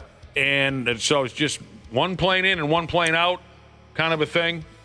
It's the smallest little airport. There's never anybody there, which I really enjoyed. Because part of the reason why I hate air travel so much is big friggin' fat choked airports with just people everywhere. It just aggravates me right from. Anyway, when you're flying in, you fly right past those Grand Teton Mountains. Yes. Number one, it's beautiful. But number two, turbulence. No, yeah, sure. But okay. I hate airplanes, whether it's smooth or bumpy. So I didn't really think about the turbulence. I thought about, wow, that's incredible, because the planes come a lot closer to those mountains than you probably like. You feel like you can reach out the window and touch the top of the... So it's beautiful, but I thought about that friggin' soccer team in Paraguay all those years ago. Oh, no. That's not the right thought to have. It makes you think about that soccer team that went down in the Andes in the early 70s and they eat each other's ass cheeks to survive. Really cool spot, though. I liked everything about it, Randy Shaver. So I hope... I bet it's just gorgeous. You've been to a lot of places. I'm surprised you haven't been there before. It's I've been to Yellowstone, which isn't far away. I've actually been to Yellowstone a couple of times. Been to Big Sky, which is not far away. Awesome. But I've always wanted to go there. Scratched Sequoia off my bucket list because it's a place I've always wanted to go to. I didn't realize that the national park was basically at the top of this mountain range. I thought it was... That's not what I envisioned in my head when I thought that's where we're going to be going. So the drive was insanely cool. But I saw your pictures and I just sat back and went, oh, God, that's awesome. Yeah, we went on a wildlife tour where you get in a van and a hippie is driving the van. Yeah. And they got holes in the roof of the van so you can pop yourself out and get your binoculars out. Oh, look, there's an elk, there's a bear, there's a moose, there's a wolf kind of a thing. Cool. That's awesome. That was really cool. Brad, you've been there before? I have when I was a kid. I want to say maybe 11, 12-ish years old. We took, RV family took the RV out west, and that was one of our stops. So I do remember it. It was really cool. We got on the electric dirt bikes and toured through the woods, and you got your bear spray in your back pocket in case a grizzly wants to 69 with you or something like that. A lot of cool stuff. We had a bear encounter too. We were at what's called the General Sherman tree, which is like the main tree in Sequoia National Park to go to. Yeah. Lot of people. Okay. It's probably 9:30 in the morning, and all of a sudden I hear people go, oh my gosh, and turn around. There's a big black bear that's just walking along, doesn't care about anybody else, just eating, and everybody just, everybody moves away and just lets the thing, it's probably within 30 yards of us, and it's terrifying, but it's not, because there's so many people, and it's not aggressive. It just doesn't care. I'm sure it sees a lot of people over the course of its time. But yeah, if you see a bear, you want it to be a black bear. I'm not afraid of black bears. When we were high school kids, we would basically walk up and slap them on the ass at my dad's fishing shack. There were black bears everywhere. We never were afraid. We should have been a little more careful. We weren't. But I've never seen a grizzly bear, and so it certainly was in the back of my mind when we were going around the woods. What if I encounter a grizzly bear? I mean, for God's sake, I can't run. They'll beat your ass just for the fun of it. Yeah, they will. The sport of it. Yeah. They'll pull for some forest cred. Do some revenant stuff. Some bark cred. Here are some messages coming in, text messages. Did you sit on the saddle at the $1 Million Cowboy Bar? Yes, I did. We went into the $1 Million Cowboy Bar in Jackson Hole, and the bar stools are saddles. I can't imagine you getting on one of those. I don't know. I just love that mental image. It wasn't easy at my age to get on a saddle anymore. But you looked uncomfortable in the picture I saw. It was, Josh. The chairs didn't look comfortable at all. They're really not. It's quickly you change to side saddle. At least I did. Yeah. It's a cool gimmick. Every bar stool is a saddle, but very quickly that's not comfortable on the old package, and you kind of sit. I stood for a while. People are texting in, did I see Nicky Six? Apparently he lives in... No, I did not see Nicky Six in Jackson Hole. What? That would be a double take. Wait a minute, is that Nicky? March Madness Jesus, he was on our boat cruise. He says he used to be an ATV ranger in the Bighorn Mountains. Oh, cool. Dude, that is so sweet. Until the incident. Oh, no. Oh, no. Well, you had a good time, Randy, on your vacation?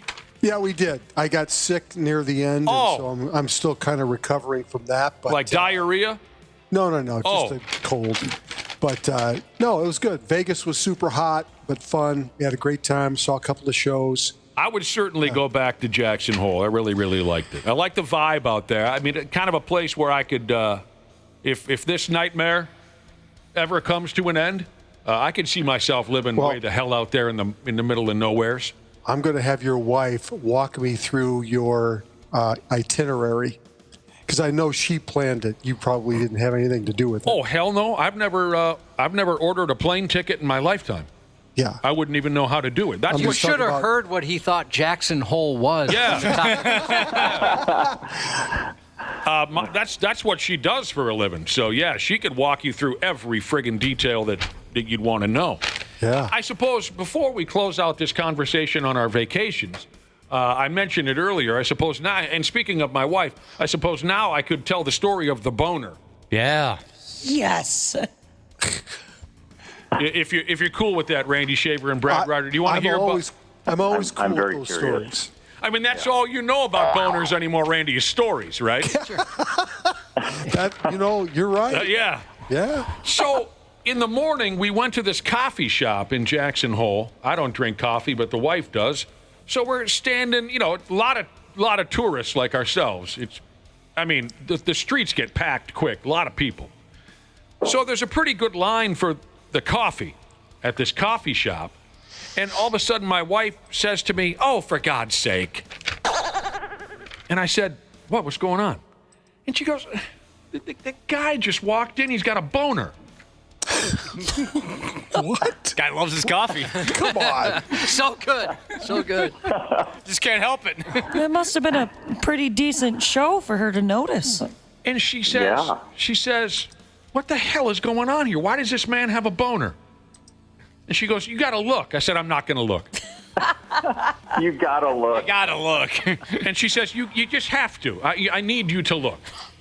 And it was true. I looked. This guy's walking around in a little pair of shorts. It was warm. And he's got a friggin' heart on. I'm here for a Fappuccino, please. And he's got his... Hold the cream. I brought my own. And he's got his wife and his kids with him. And I said, okay, I looked. I told her. I said, okay, I looked, yes. So, I mean, that wasn't, how sometimes like jeans, I know you said it wasn't jeans that can kind of pitch a tent. No, it wasn't an illusion, so Josh. It was penis. I know exactly what you mean, no. Do you think it's something where he took a pill earlier and maybe it took a while? How would you know, I guess? Yesterday we were talking about it at the bar. I told some of my buddies about it. We were all trying to figure it out. Was he getting a handy in the car? Well, no, his kids were there. I mean, he had his kids with him. Sure, who knows? But the reason I wanted to tell the story is my wife was so aggravated by this boner. She hates boners. And what she said, I thought was really funny and interesting. She said, remember, the guy's got his family with him, and he's walking around this coffee shop with a friggin' heart on. And my wife says, well, my God, why doesn't his wife do something about that? Now, what did she mean? Well, what she meant was, grab the guy by the hand and say, what is wrong with you? Why do you have a heart? Take him out Sit in the car. Yeah, walk him out of the joint and say, why are you in the coffee shop with a boner? I have two questions. That's all? The first one is, like, he wasn't trying to hide it, tuck it, anything. Just loosey-goosey. No, he's walking around looking at the coffee menu up on the wall. All right, my second question. Has there ever been a time where you guys have had one and you don't know it's there? No, you know it's there. You can always tell. Yes. Oh, you're aware. Yes, you're aware. I mean, other people can't tell, but I know it's there. Yes, you're aware, Ashley. What? So I don't know. Who knows why the man was erect and why he decided to carry it into the coffee shop as opposed to tucking it into his friggin' underwear like we were taught as kids. Yep. And standing on the sidewalk or something. Stand behind a tree. How old do you think his kids Maybe he didn't were? have underwear on. Did he have underwear? I mean, not that you needed to look into this level of detail, but maybe he didn't have underwear on. Well, then you tuck it into the top of your pants and pull your shirt down. Do you think it was a spite boner where maybe he hates going to coffee shops and says, okay, I'll go with you, but I'm going to have a boner. This is the first. This is what you asked for. Josh, this is the first I've heard of a spite boner. Yeah, he might have had a spite boner. But it happened, and I like how my wife put a little bit of the blame on this man's wife for not talking that. Because don't you think, Josh, if you walked into Subway with your wife and she looked down and you had a boner, don't you think she would grab you by the wrist and say, what is wrong with you? Well, why do you have a... First and foremost, that would never happen. I wouldn't go someplace where they measure 6 and 12 inches with direction. But yeah, I think my wife might have something to say. Yeah, definitely. I would have to put a stop to that. What the hell is wrong with you? What are you doing? Oh, God. Put that away. Ick. So, that's one of the things I'll remember from our trip to Jackson, Wyoming. You have to look. They have a rodeo there damn near every night of the week. We were sitting in a cabin, on the front porch. What do you call that? I'm sorry to interrupt, but was this Independence Day related or just no? They just do. They just do. Oh, it's cool. Sometimes it's high school rodeo. Sometimes it's, and I'm sitting on the what did I just say? We're sitting on the front porch of the cabin we rented, and I keep hearing a buzzer, and then you hear a muffled voice. So, and I said, "What is it? The end of the first period? What is that?" I heard a buzzer and then a voice. But it was the 8-second buzzer when they ride the bull. Yeah. Oh, yeah. And we never went and saw one. We were too distracted by that man's hard-on to go see. Tough to come back from that. Was it a pee hard-on? Someone knows. Or someone is asking via text. No. It wasn't a pee hard-on. What is that? You don't want to know. Okay. So we've been gone a week. Lots has happened. And we'll try to cover every damn bit of it here, boys. Twins had a dramatic weekend at home against the Tampa Bay Rays. They got a couple of walk-off wins, 2 out of 3. They won 2 out of 3. Lost yesterday. It hasn't been a good month, so it was kind of cool to see the Twins have a little fun with those walk-off wins over the weekend. It has not been a good month for everybody in the division other than Detroit. Oh, God, Cleveland's lost 10 in a row. Yeah, everybody in this division has sunk. The Twins are in second place, but they're 13 and a half games out of first and 4 games under 500. The Tigers are just rolling through the schedule. So, remember at the beginning of the year, we all said, God, this division's pretty tough. I was just about to say the same thing. Over 500. Even a month ago, we were saying how this division was the best in baseball, and now it's probably the worst. Nowhere close. Yeah. The Twins are in second place, and they're closer to the White Sox in the standings than they are to the Tigers. Yeah. That's crazy. Yeah, it hasn't been a good month for the Twins or, like you said, anyone else in the division if you're not the Detroit Tigers. Now, day off, and then they start a series at home tomorrow against the Chicago Cubs, followed by a series against the Pittsburgh Pirates. So, Randy, this is your style. Right. A couple of National League teams going to spend the week over there at Target Field. Bailey Ober is hurt. He'll be back. Joe Ryan got passed over for the All-Star game, unfortunately for him.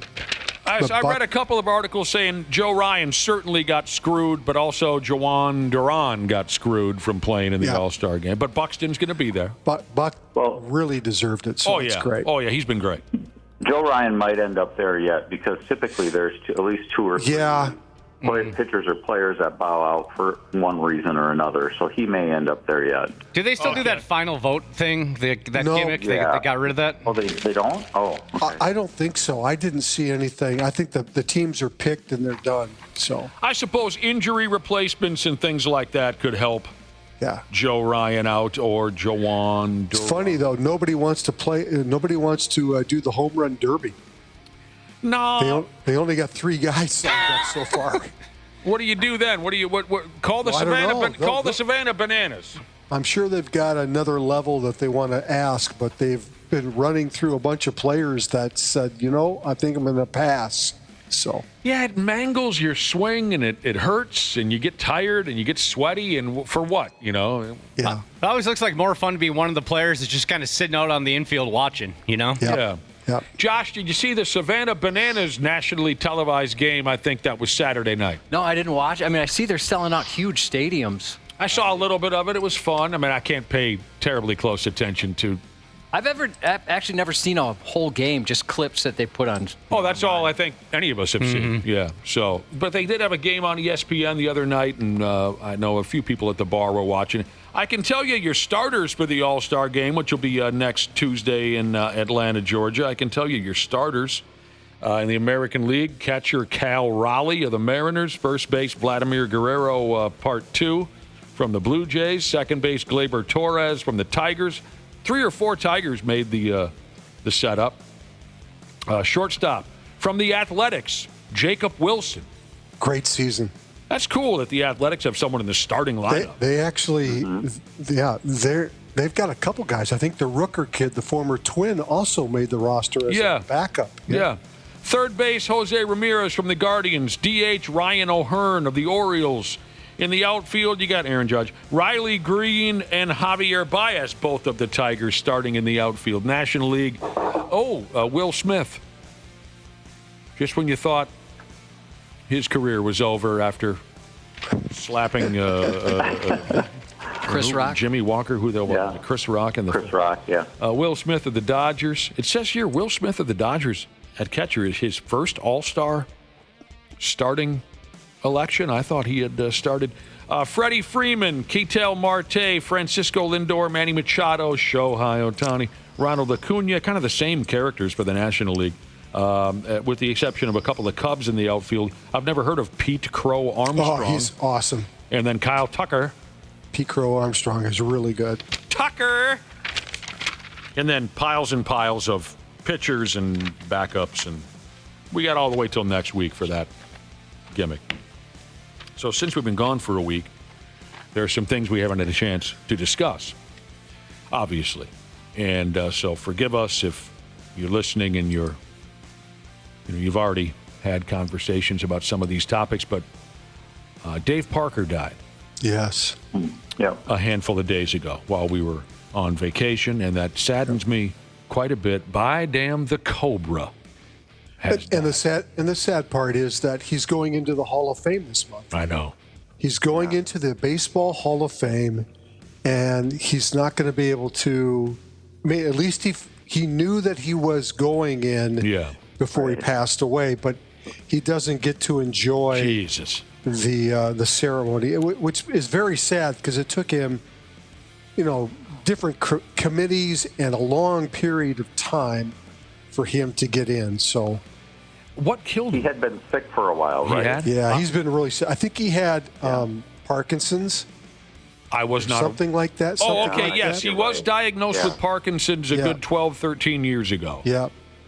A month before he's going into the hall, into the hall, the man dies. It's unfortunate that that's how sometimes that happens because he's deserving of going into the hall for sure, but you wonder whether that wasn't part of the reason why he got in this year was because he was close to passing away. And like I said, it's too bad that he couldn't have gotten in a few years ago because he deserves to be in. Think about this for a second. I mean, if Tony Oliva or Jim Cott had passed away prior to them going in a few years ago, how sad would the fan base and the family and everybody be because they didn't get the opportunity to enjoy what comes with going into Cooperstown. So that's for Dave Parker, for the Pirates fans, for all the fans of him. That's pretty sad. 19 years he played in the bigs, from 1973 to 1992. Won an MVP, won a batting title, won a World Series or two. He was awesome. He was kind of a unique guy now from his time period. There weren't a lot of guys that size playing baseball, especially playing in the outfield. Yep. Usually the big guys are put on at first base back in those days. He was an outfielder, and sometimes he was a great outfielder. Sometimes he was not such a great outfielder because of his size, but he was just a great player. He had a great line here. I was reading about when he was told, Dave Parker, the Cobra, for Christ's sake, what a great nickname, when he was told he was going into the hall. He said, "Yeah, I cried. It only took a few minutes because I don't cry." The Cobra don't cry, baby. Yeah. Cobra don't cry. And then another great line. Someone asked him when they announced that he was going into the Hall of Fame. He said, I was a five-tool player. I could do it all. I don't know about that. That's kind of funny in the first place because Dave Parker certainly wasn't the fastest guy in the world. But he said, and by the way, for the record, I never trotted to first base. I don't know if people noticed that, but I ran hard on every play. He's totally joking. Dave Parker was known for the slowest friggin' home run trot in the world. He was the guy that invented the slow home run trot. Yeah. So obviously the man had a sense of humor. We feel terrible about I mean, what a great career. But it sucks that only a month away from going into the hall. Ron Washington's going to miss the rest of the baseball season because of an unspecified medical issue. The Anaheim Angels manager, former Twin, great all-around guy. He is going to miss the rest of the season. Not exactly sure what's going on with Ron, but we talked about him a couple weeks ago about how he's missed some games because of health issues. We wish Ron the best because that's kind of scary. A lot of basketball stuff going on. So let me give you the quick rundown. So Naz Reid is staying. Julius Randle is staying.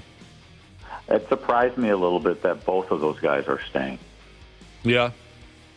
Naz Reid, 5 years, $125 million. Julius Randle, 3 years, $100 million.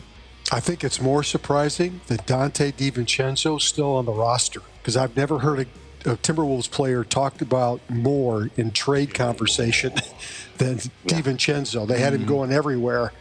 So the fact he's still on the roster, I mean, things could change, obviously, but the roster's pretty much the same as it was before.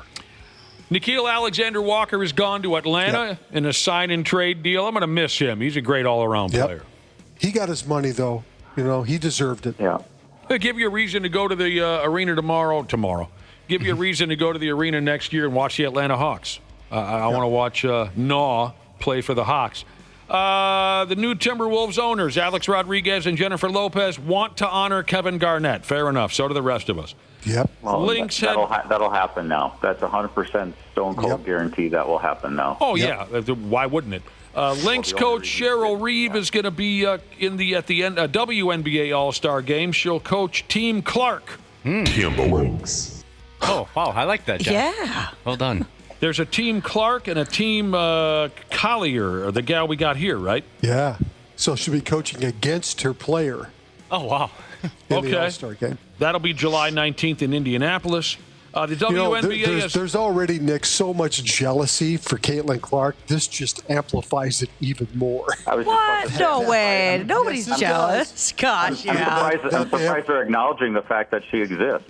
It's just ridiculous. It's just nuts. I'm worried she's just going to get her ass kicked one of these days. Well, they tried a couple weeks ago. Yeah, I know. For sure. What are we talking about? I'm not following this. Well, Team Clark, I mean, now they've elevated her as a captain in the All-Star game. Okay. And there's so much jealousy about her already. Yeah. That, so the players are going to hate her even more. Well, I mean, if that's even possible. Because it's so bad right now. WNBA announced 3 expansions. I got this screwed up. I can't say words. The WNBA has announced 3 expansion teams that are coming in a couple years: Philadelphia, Detroit, and Cleveland. The Wolves were part of this Kevin Durant trade, after all. 7-team trade. My God, that's some kind of a record. They're getting some 18-year-old kid from Mars or something. I don't know where he's from. The kid from Australia was part of the deal. He's 7'3". His name is Rocco Zikarsky. Yeah. 7'3". I mean, the reason why all those teams were a part of it, a lot of second-round draft choices were passed around that, obviously, once the NBA league year began, they could announce, the whole trade, put it all into kind of chronologically how it shaped up. So the Timberwolves are a top landing spot, possibly for Damian Lillard. Well, it's way over a year away. What's way over a year away? Well, he's got recovery. Achilles. Yeah, he's not going to play this year. Oh, I thought maybe he could come back maybe halfway through. In fact, well, then forget. Then friggin'. Do you guys care that EA Sports is reviving an old college basketball video game? Are they really? That's what it says here. That's amazing. Yeah? You remember playing the old? Yes, I love that game. Okay. Yes. It says here it hasn't been a thing for 16 years. That's right. It's a very complicated thing to do a college basketball game. If you want it to be not so much the players. If you want it to be realistic, it's how the teams make the tournament and try to make that realistic. So the fact that they've been able to figure that out, that's great. That's awesome. Okay. You'll spend some time in front of that one. Yep. So how's my gal doing? How's the red panda? Oh. All places, it had to happen here. I know. The acrobat. As good as she is and as professional as she is, it must have been something on the floor that shouldn't have been on the floor. It was actually her unicycle. Yeah, we'll tell you what happened here, Brad. Right. Okay.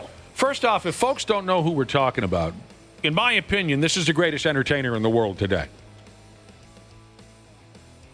A close second would be Weird Al Yankovic.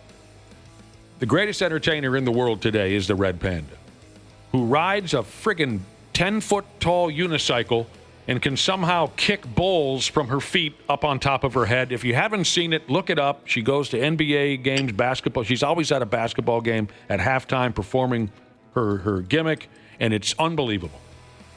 Well, just a few days ago here in town, she's performing at a Lynx game, and she came off that damn unicycle, landed on the court, broke her wrist. And everything I've read is she's doing okay. She's back home in San Francisco. She's resting. But it was scarier than hell. Yeah. Scarier than hell. Yeah, what does it say here? There was a damaged left paddle on her unicycle, which sent her flying. And they said this unicycle got damaged in transit. So it was rolling around the back of her pickup or whatever. And it got damaged, and she didn't know it, and she went out there. My God. Wow. Gosh, that's got to be absolutely terrifying. A hit job. Maybe it's the quick change people. You know, the rival halftime group. Glenn Taylor's last act as owner. I'm going to make sure. Come on. I'm kidding. Has everyone here seen her in person? I've never seen her in person, no. Yes. I probably have more than anyone because of my job. I would think so. Ray, Ashley, you've never seen the show? No, I've actually never been to a Wolves game or never been to an NBA game. So. Oh, you haven't? Nope. Oh, I'm surprised. I walked past her back in the hallways by the locker rooms, and I was too afraid to say anything. I got too starstruck. I would be too. You did. You crossed paths with her. Mm-hmm. I just love her show. Yeah, she's been hyped up so much. I'm excited to see her. Hopefully she's back soon. I agree. One of the reasons I've never been to an NBA game, Josh, is because I used to have a huge problem with the sound of the shoes on the floor. But I've been told I love that sound. I've been told that it's not that bad because all the music they play. Oh, you really don't like that? I love it. Out. Oh, I hate that sound so much. Is that like fingernails on a chalkboard for you? Yep. Yeah, with the tunes, you don't notice it. And eventually you get used to it. See, that's the same reason why I can't spend too much time with high school or college baseball, because I cannot stand the sound of aluminum bats. Mm-hmm. It drives me nuts. Yep. Well, a lot of people hate the pickleball dink. Oh, yeah. Can't stand that. People are fighting in the streets these days over the pickleball dink. You want to talk about the Pigs real quick? They made a trade for Vladimir Tarasenko. I didn't even know he was still playing the game. I don't know if Billy Guerin knows what the hell he's doing over there. They made a trade for Vladimir Tarasenko. Do you guys even know who I'm talking about? Yeah. Okay. He was a great player for. He was. He was. I mean, there's always the chance he could have a new life here. I'm not saying it's the most ridiculous trade I've ever heard, but I didn't know Vladimir Tarasenko was still playing professional hockey. And when I read that he was 33, I said, is that a misprint? He's got to be 43. Been around forever, won a cup with the Blues. There was a time when he was quite a goal scorer. Yeah. But I don't know. He's bounced around lately. He spent some time with Detroit last year, and he didn't make much of a mark. But they're going to give him a shot here with the Pigs. I think we're making a play for Paul Coffey next. Jesus Christ. I don't know. I mean, I know there's been some swings and misses here so far with the Pigs. There were some people on social media that seemed optimistic and excited about it. Well, and good. Maybe I should be. I really, when I read his name, I thought, what are they doing? Pulling him out of retirement? I didn't know he was still involved in professional hockey. The draft was last week. Hell, Minnesota had 23 high school hockey players drafted to either the NHL or the PWHL. Oh, XL Energy Center is now Grand Casino Arena. Think anybody's ever going to call it that? Nope. It'll not still be a the chance. X, right? Everybody will still call it the X. It'll take several years. I'm sure. I mean, I got nothing against Grand Casino. I mean, nobody ever called it Mall of America Field outside of the broadcast. God, that was the best. I'll never forget. I was in the media room at Winter Park. You know, that old closet, Randy, they had across the street. Yep. And they sent in some poor, meek little intern who was remember. he goes, hey, everybody, could you please remember in your stories to refer to it as Mall of America Field at Metrodome? Every single one of us raised our hand, and it was either a middle finger or the biggest jerk-off motion ever. Mall of America Field at Metrodome. Right. Why do they do that? That's Bob Hagan basically saying, I ain't going to go tell those guys that. No, exactly. Right. You know, Hagen's not going to walk in there and try to tell us. What was the rule? Yes, Randy. So with the Grand Casino, what do you think if you were to try to figure out a nickname for the X? Yeah. Because it used to be XL Energy. What would the nickname be for that? Well, the Grand? The Grand? Yeah. Something about the slot. The Grandma. I don't know. Yeah, the Grand. Just a casino, I guess. The G Spot. Nino? People are texting us in the G Spot. Oh, heck yeah. All right, I kind of like that. Darn it. You're onto something. Oh, no. What were the rules we were supposed to follow, Josh? When Can we find it, Josh? I can, you can't. I have been here dozens of times before. But I heard parking is not very easy there. It's a myth. It's a myth. It all looks very familiar. I guess I'll have to feel my way around. My wife's going to have to help me find it. I'll tell you that. And you can't stay too long either. Which door are we supposed to use to find? Oh, my God. I know which door you're going in, Josh. Yeah, never the back. Never goes back to. What were the rules we were supposed to follow when we interviewed that rock star from Ghost? Oh, we had to call him the director of Ghost. We couldn't say the lead singer or frontman or a member of Ghost, the band Ghost, in case folks don't know. And remember when we talked to, was it Billy Bob Thornton, who I've become a fan of now from Landman. Billy Bob Thornton, when we interviewed him, we weren't allowed to refer to him as an actor. I don't because remember, he was promoting his band. I don't remember anything about talking to Billy Bob Thornton. Yeah, let me. Maybe what was the name of his band? Maybe I wasn't there that day because I don't recall. No, you were definitely there. But yeah, this dude from Ghost, he wasn't the singer, he wasn't the lead singer, he wasn't the front man, he wasn't a member of the band. We were to call him the conductor. Is that director? We were to call him the director.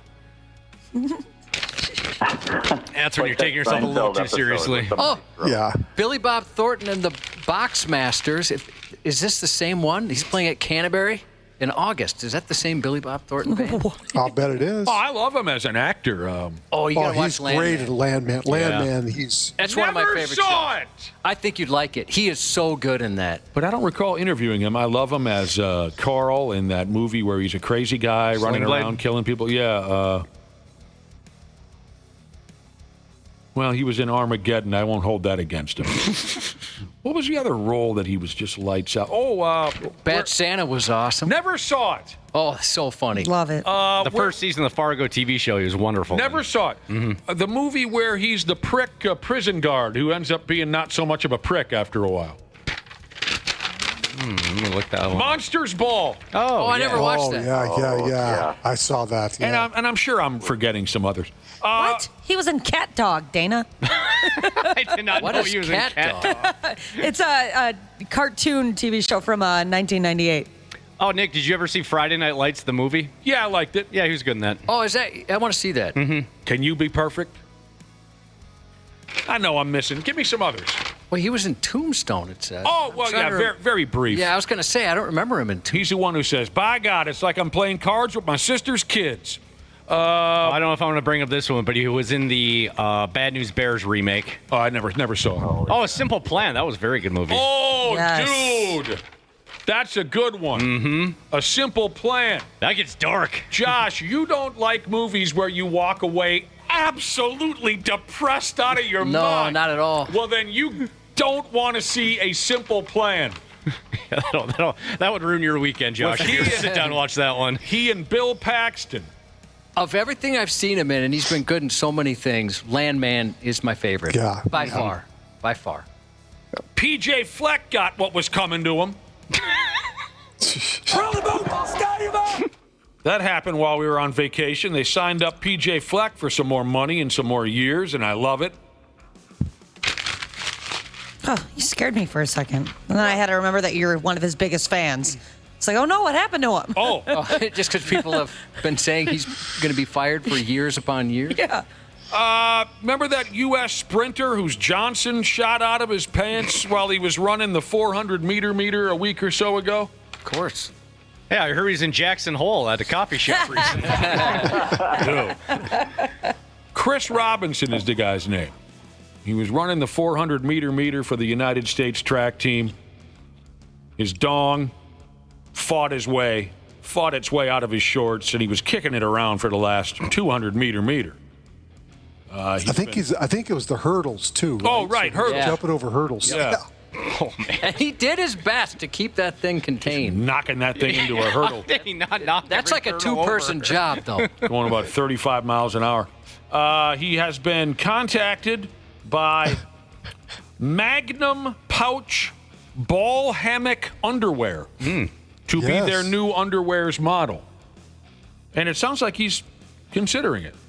He should. Yeah. I've heard that ball hammock. Why wouldn't you? Yeah, not a ton of sponsorship opportunities really in the track and field world, it seems like. Yeah. I've heard that ball hammock underwear is top tier. It is. I wear some underwears that's got like a pouchy pouch, you know, and you feel the difference. It's very comfortable. Have any of you ever worn Magnum Pouch Ball Hammock underwear specifically? No. I don't find that at Walmart. Magnum pouch. No, you wouldn't. No? Target? I don't think I've seen it at Target. Those only for the big boys then? I don't know. Maybe. If it says Magnum, right? People usually think that's the big boys, she says. So he's actually been approached by two separate underwear companies to be their model.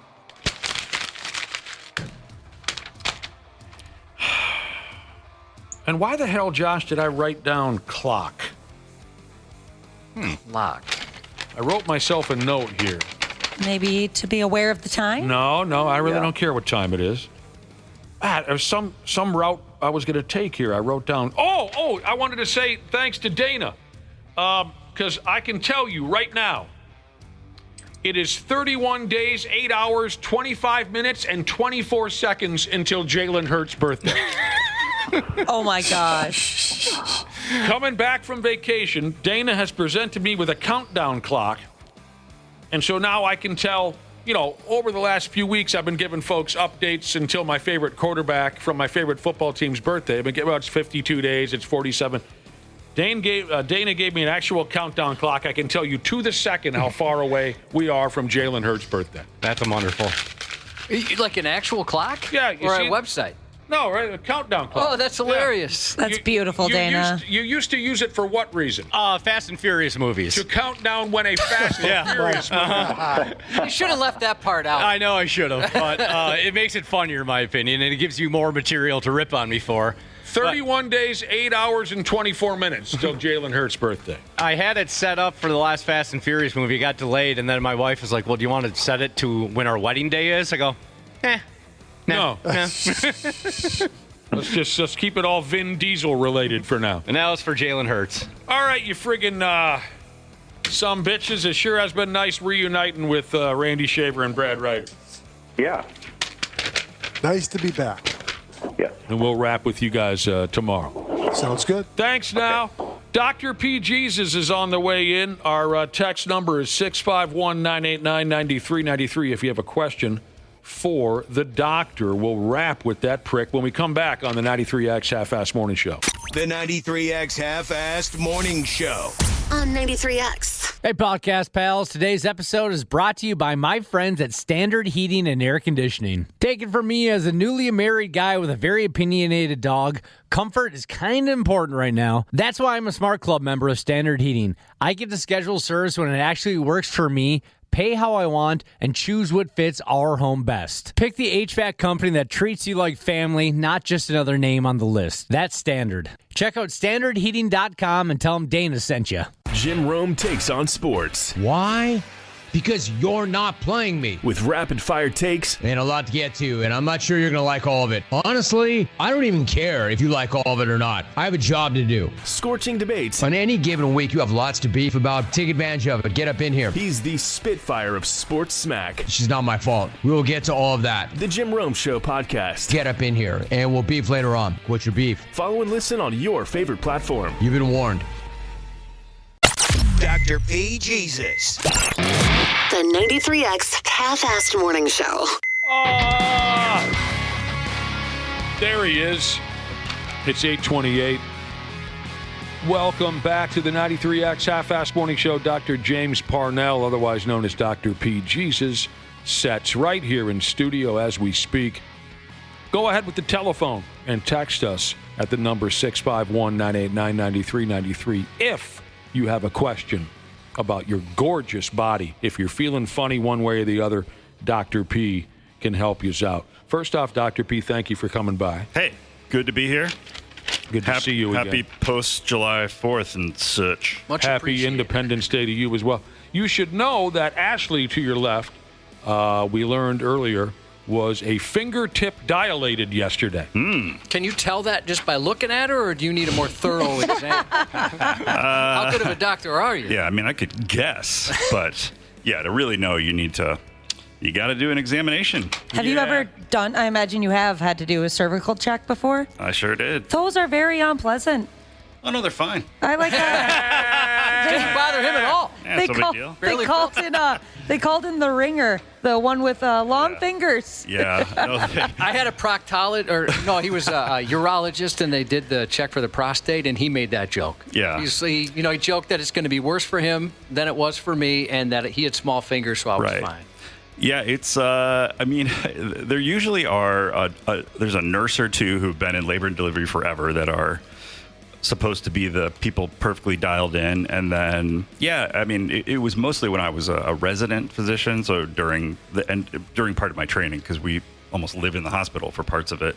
But you do get good at it. I mean, it's hard to describe. You're feeling around in the dark, and you just, you just get used to being able to assess how much cervical dilation there is. I mean, initially there's none, and they talk about the cervix sort of feeling like maybe like the tip of your nose. And then there's a little dent, and then you have fingertip, and then it just goes from there. Hey, wait. Now, Josh told us where it goes. It goes from fingertip to what? 10, basically. Fully dilated. The dinosaur yawning. Oh, yeah. It goes from fingertip dilated to the jaws of a dinosaur. Yeah, it is incredible what that part of a woman's body can do. It's quite pliable. Yes, Dr. P has delivered babies. He knows all about this stuff. Ashley, hell, it could happen at any minute, but we hope not. We hope it goes on time and everything.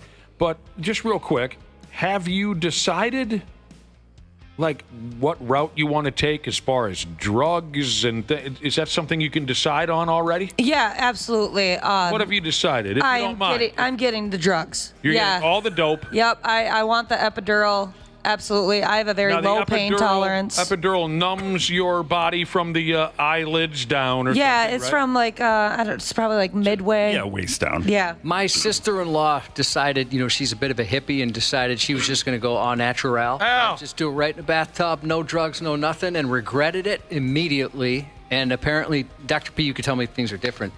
So I think this was her first pregnancy, so 14 years ago. In the bathtub. And she, with is it a doula? A doula, yeah. Yeah, so she used a doula, and she said they told her in the middle of it, it's too late. We can't give you the drugs now. Is that still the case? Oh, no.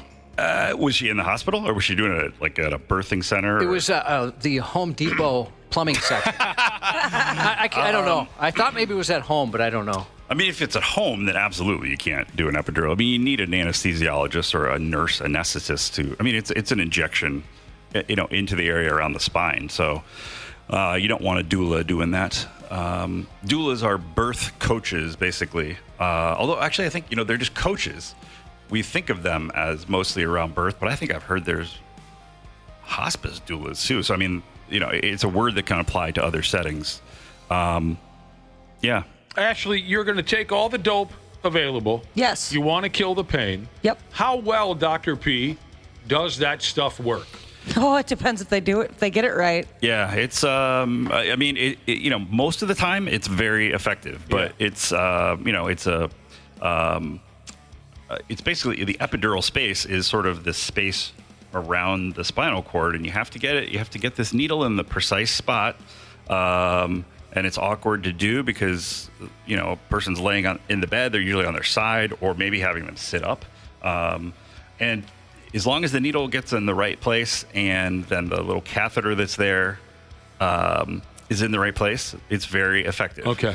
But it's this balance between, because you're essentially, you're numbing that whole area, but then you're also essentially taking away the woman's ability to push. Oh. So because everything's sort of deadened. So you can't have, if you have absolutely no ability to push, that doesn't help with the delivery process. No. So there's a fine line there. There is. So it sort of has to be balanced. I'd say most of the time it helps a lot. Okay. And there is some timing to it. It takes a little while to actually do the procedure. So if you really wait till too late and you're in the midst of labor, it can be really challenging. Oh, I didn't know that it took away your ability to push. Yeah, that part makes me a little nervous. You just become like a limp rag. Basically. And you're giggling and farting and.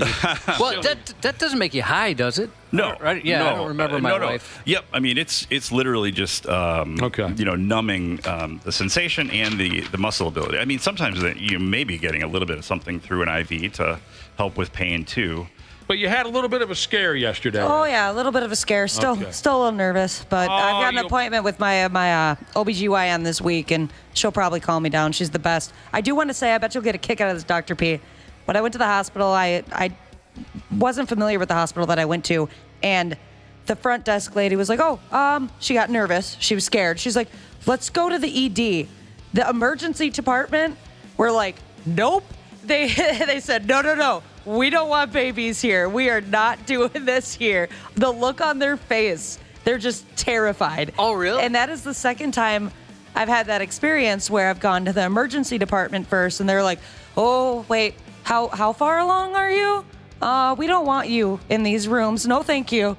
Because they've had the training, but that's not something that they do all the time. So it makes them nervous, and it's kind of funny seeing people like that nervous. I went to North Memorial, so it was a bigger one. But just for the record, Ashley, there are quite a few ladies texting in saying that the epidural was the bee's knees. Yeah. Oh yeah, my wife said any friend that's asked her, she said do it. I've heard the epidural nap that you have before it. You start pushing and all that. Take a nap? Yeah, wow. They want you to try to sleep before you get the show going. I've heard that hits real good. Yeah. I gotta say, Dr. P, it's cracked me up watching Ashley now has to leave in the middle of breaks to go potty breaks. Mm-hmm. So we'll be in the middle of talking. She's up. There goes Ashley. She's gone. She can't hold it anymore. She's got to make pee. Yeah. Oh, there's a little kid in there pushing on the bladder. He's down there too. Yep.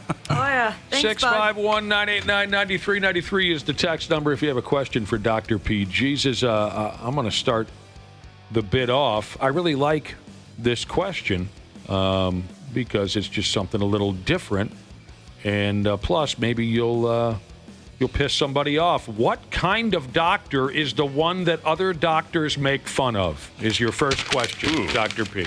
What kind of doctor is the one that other doctors make fun of? Yeah, I probably.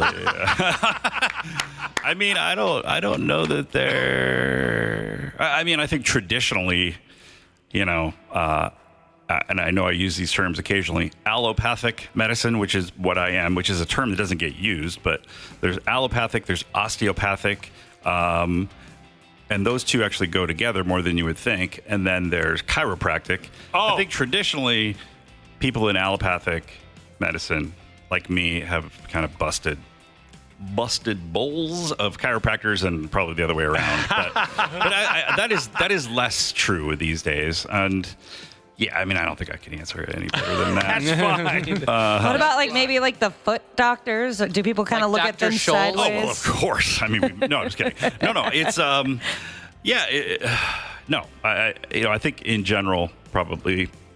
There's not a ton of that these days. Okay. Is Dr. Pepper well respected? Dr. Pepper is universally loved. So there's general respect for one another all around. At least on this radio show, absolutely. Yeah, on the radio show. That's what he's. In general, I think so. Yeah, there's certain specialties that have I think it's probably more like the personalities that they have can be sort of interesting. I mean, don't surgeons have a reputation of being a bit full of themselves? I've heard they do, but I mean, you have to have. I've always said this: you have to have a pretty big ego to take a scalpel and start cutting people. Not to mention, you don't want the surgeon that's like, I'm pretty good at that. Right. But honestly, there is far better. Yeah, like, well, I could do this, or well, let me think about this. I suppose you got to be one confident son of a bitch to cut somebody's heart out of their chest and put it on a table. You do. I mean, ideally, hopefully they can still talk to people and function, but their mechanical skills are important.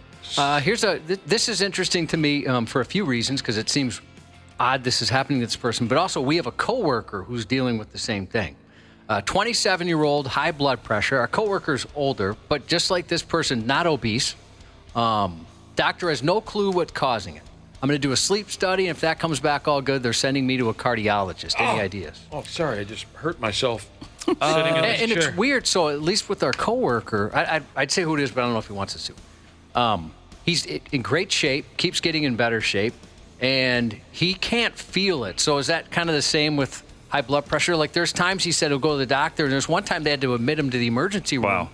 Because it was so crazy. Yeah, I mean, you know, some people think they can feel elevated blood pressure, but I'd say in general, absolutely, you do not. It is silent. So hypertension is the fancy term for elevated blood pressure. Most people have what we would call essential hypertension, which really means there is no one particular cause. It's not because there's something wrong with your heart, or something wrong with your kidneys, or something wrong with your blood vessels. It's a combination of factors. That's very much an inherited trait. So you can be perfectly in good shape, a long distance runner, really kind of cardiovascularly fit and still have high blood pressure. There could also be secondary causes, and that's often especially if it's a young person, or if their blood pressure is very high, or if you try to treat the high blood pressure and it is resistant to medication, then you look for secondary causes, and that can be a variety of things. Probably there can be a tumor on your adrenal gland or of your adrenal gland that basically secretes adrenaline. You can have blood vessel problems flowing to the kidney that cause blood pressure to be really high because the kidney perceives that there's not enough pressure coming to it, and so it starts sending out all these chemicals that basically jack up your pressure. There's some other sort of endocrine conditions. So what's the number one risk of high blood pressure? A heart attack? I mean, heart attack and stroke, ultimately, yeah. Okay. In general, high blood pressure is not doesn't cause acute problems. I mean, it doesn't cause cute problems either, but it doesn't cause problems in the short term. Okay. If it's really, really high, I guess it can. I mean, you can pop a blood vessel or something, and that's why sometimes somebody might get admitted to bring their blood pressure down, but that's rare. It's pop a blood vessel. But yeah. It doesn't seem fair. I mean, this guy works out all the time. I don't, and mine's fine, and his is elevated constantly. Yeah, but does he have a nice truck? No, he has a car that is very inappropriate for Minnesota winters. Well, see, it's a little tiny rear-wheel drive vehicle. See, he's made a terrible decision, and that's why it's low ground clearance, everything. Yeah, sometimes you don't know. I know the guy Josh is talking about, and it's frustrating because I think he's doing all he can. He is, and he's taking medications. He's taking it seriously. It just doesn't seem to. So I mean, that is the thing. In general, for most of us, if your blood pressure is elevated, it's something that's sort of gradually happening. It's often because you're a little overweight, you're not exercising, and you can have an impact on it. It can be a modifiable risk factor, but again, sometimes because of genetics, or maybe because of some other condition that I mentioned there, it doesn't matter what you do in terms of how you eat or how you exercise, and it's just elevated, and you have to accept that. But yeah, it often would involve some kind of unusual tests. It could involve seeing probably a cardiologist, possibly a kidney doctor, a nephrologist, and again, ruling out is there something going on in the background that we need to be treating in a specific way other than just with the usual use of blood pressure lowering medicines. We got to take a break here in a minute, but real quick, Dr. P, maybe I can find one that you can diagnose quickly. Dr. P, I dropped a landscape brick on my big toe. Ouch. Say goodbye to that toenail. Cleaning the garage, I dropped a landscape brick on my toe. I was treated for a jammed toe and infection, but it's still white and purple. Will I lose my big toenail? Will it grow back? It oozes brown pus. Yeah, I mean, that doesn't sound great. No. Brown pus. I'd say the predictor of whether you're going to lose your nail is if there was blood under the nail, essentially. So, oftentimes it doesn't look red. It looks really purple, but it's, filling up that area under the nail. And basically that kind of lifts the nail up and tends to, so it just messes up the attachment of the nail. And then usually it'll fall off. Yeah. It usually will grow back fine. It just takes a long time because it has to start from the matrix at the bottom.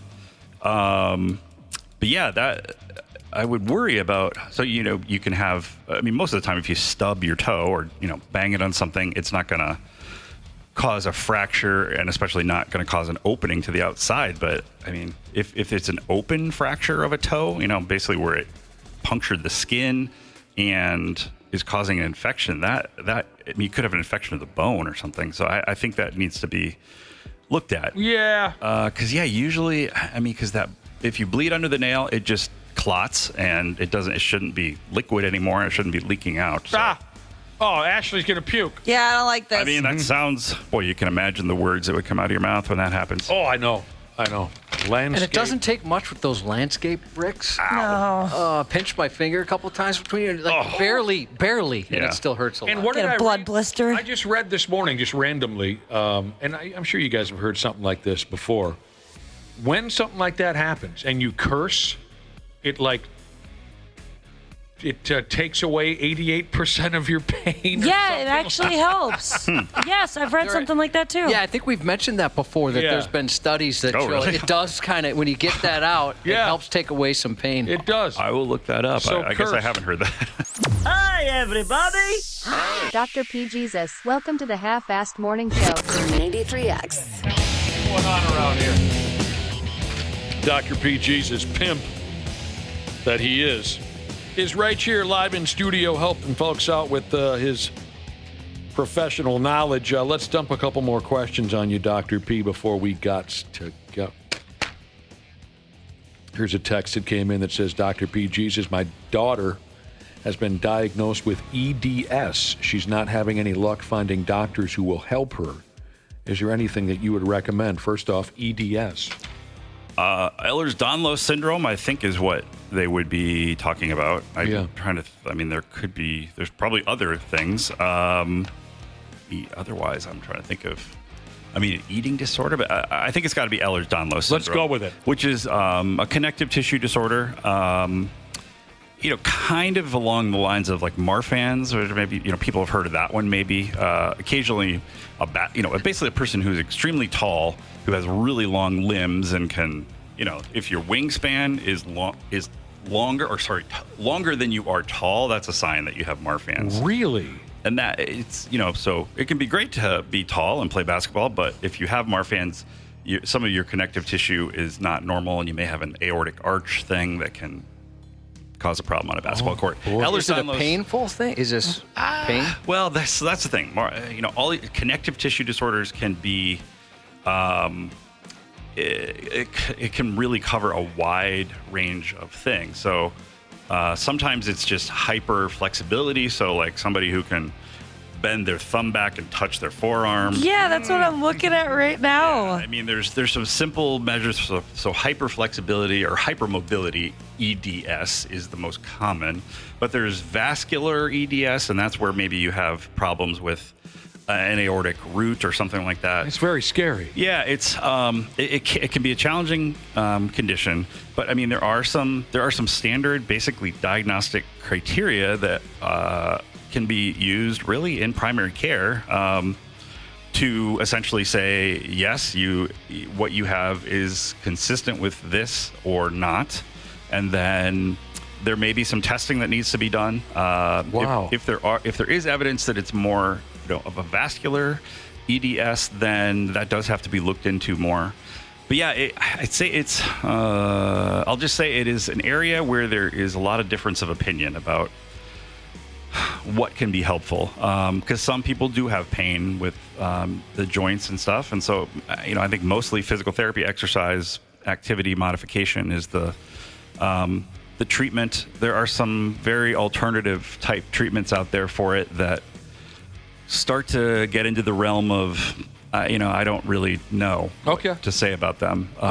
So, yeah, it can be frustrating, but again, it's I think just starting with clarifying the diagnosis based on criteria which are really well established, and then doing appropriate testing, and then addressing any things that come up. Interesting. If your wingspan is longer than you are tall, that's a sign you might have. That's Marfan's, which is again Marfan syndrome, which again is somewhat. It's in the same. It's a connective tissue disorder. Josh, you have very short arms. How do you get things? How do you get things off the top shelf at home? I have to stand on my wife or child. Right. Like they're whoever's around. Yeah. They're on their hands and knees. You get up on their back. Right around on your son's shoulders. Yeah, it's a dork pyramid. I've heard your son say that he's like Hercules because he has to carry the whole family. Pretty much. Yeah. He's got the biggest muscles in the family. Yeah. Dr. P, this woman, stoned to the bone Jesus, gets a ton of random small bruises on her legs all the time. She's been taking iron pills because she was slightly anemic, so she thought the pills would help with the bruising. It did for a bit, but now they're back. Should I go in to be seen? Is something else wrong? She wants to know. Is that my mom texting in? That lady's always bruised up. Yeah, I mean, it's, I think it's the rough sex. Easy bruising is something that it probably should be discussed. And because one question is it truly bruising? And that's so taking pictures of it is not a bad idea, just because. She sent some in.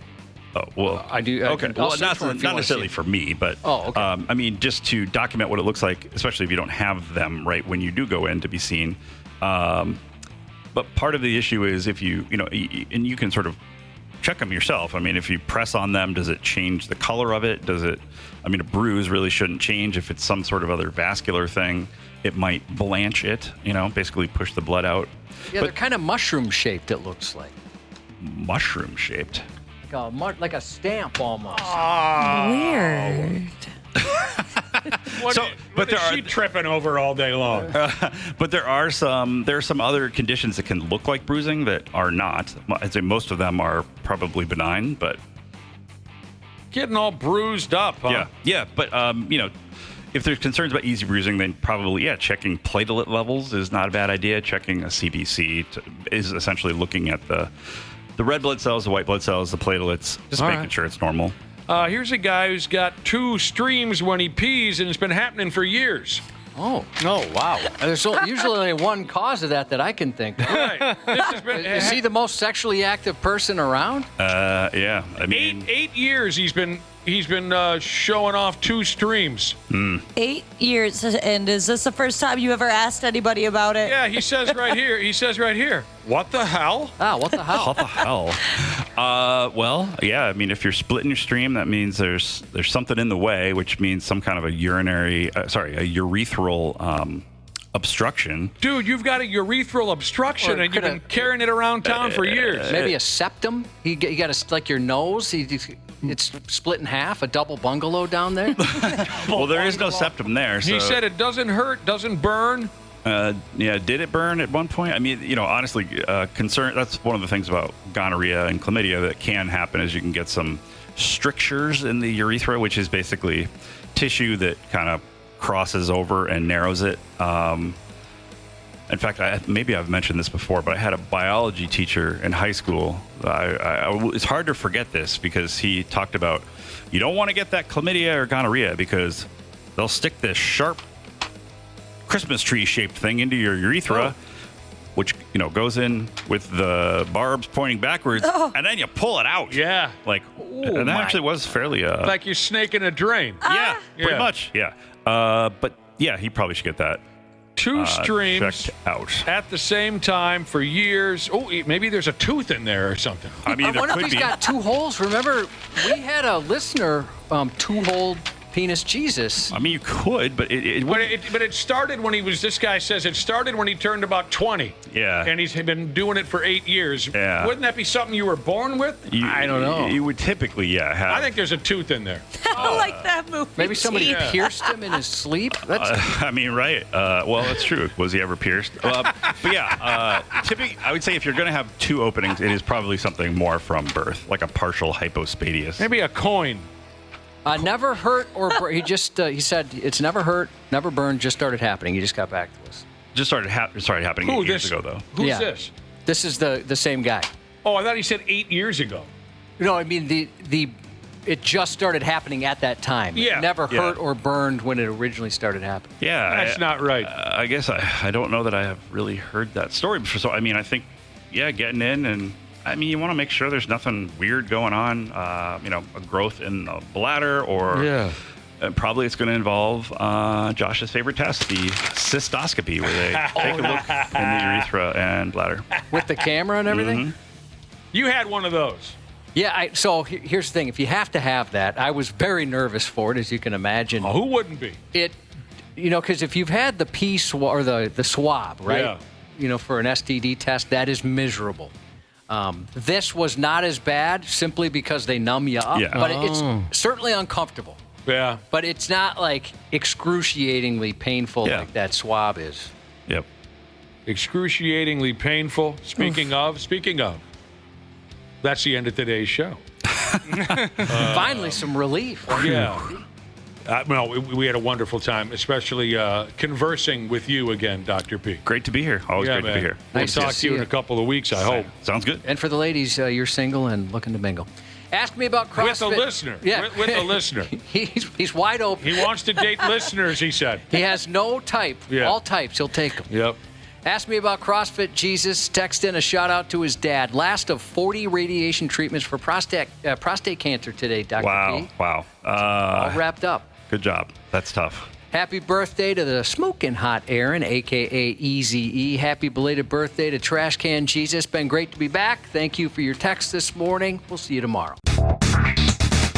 93X Half-Assed Morning Show. Hey, podcast pals. Today's episode is brought to you by my friends at Standard Heating and Air Conditioning. Take it from me as a newly married guy with a very opinionated dog. Comfort is kind of important right now. That's why I'm a Smart Club member of Standard Heating. I get to schedule service when it actually works for me, pay how I want, and choose what fits our home best. Pick the HVAC company that treats you like family, not just another name on the list. That's Standard. Check out standardheating.com and tell them Dana sent you.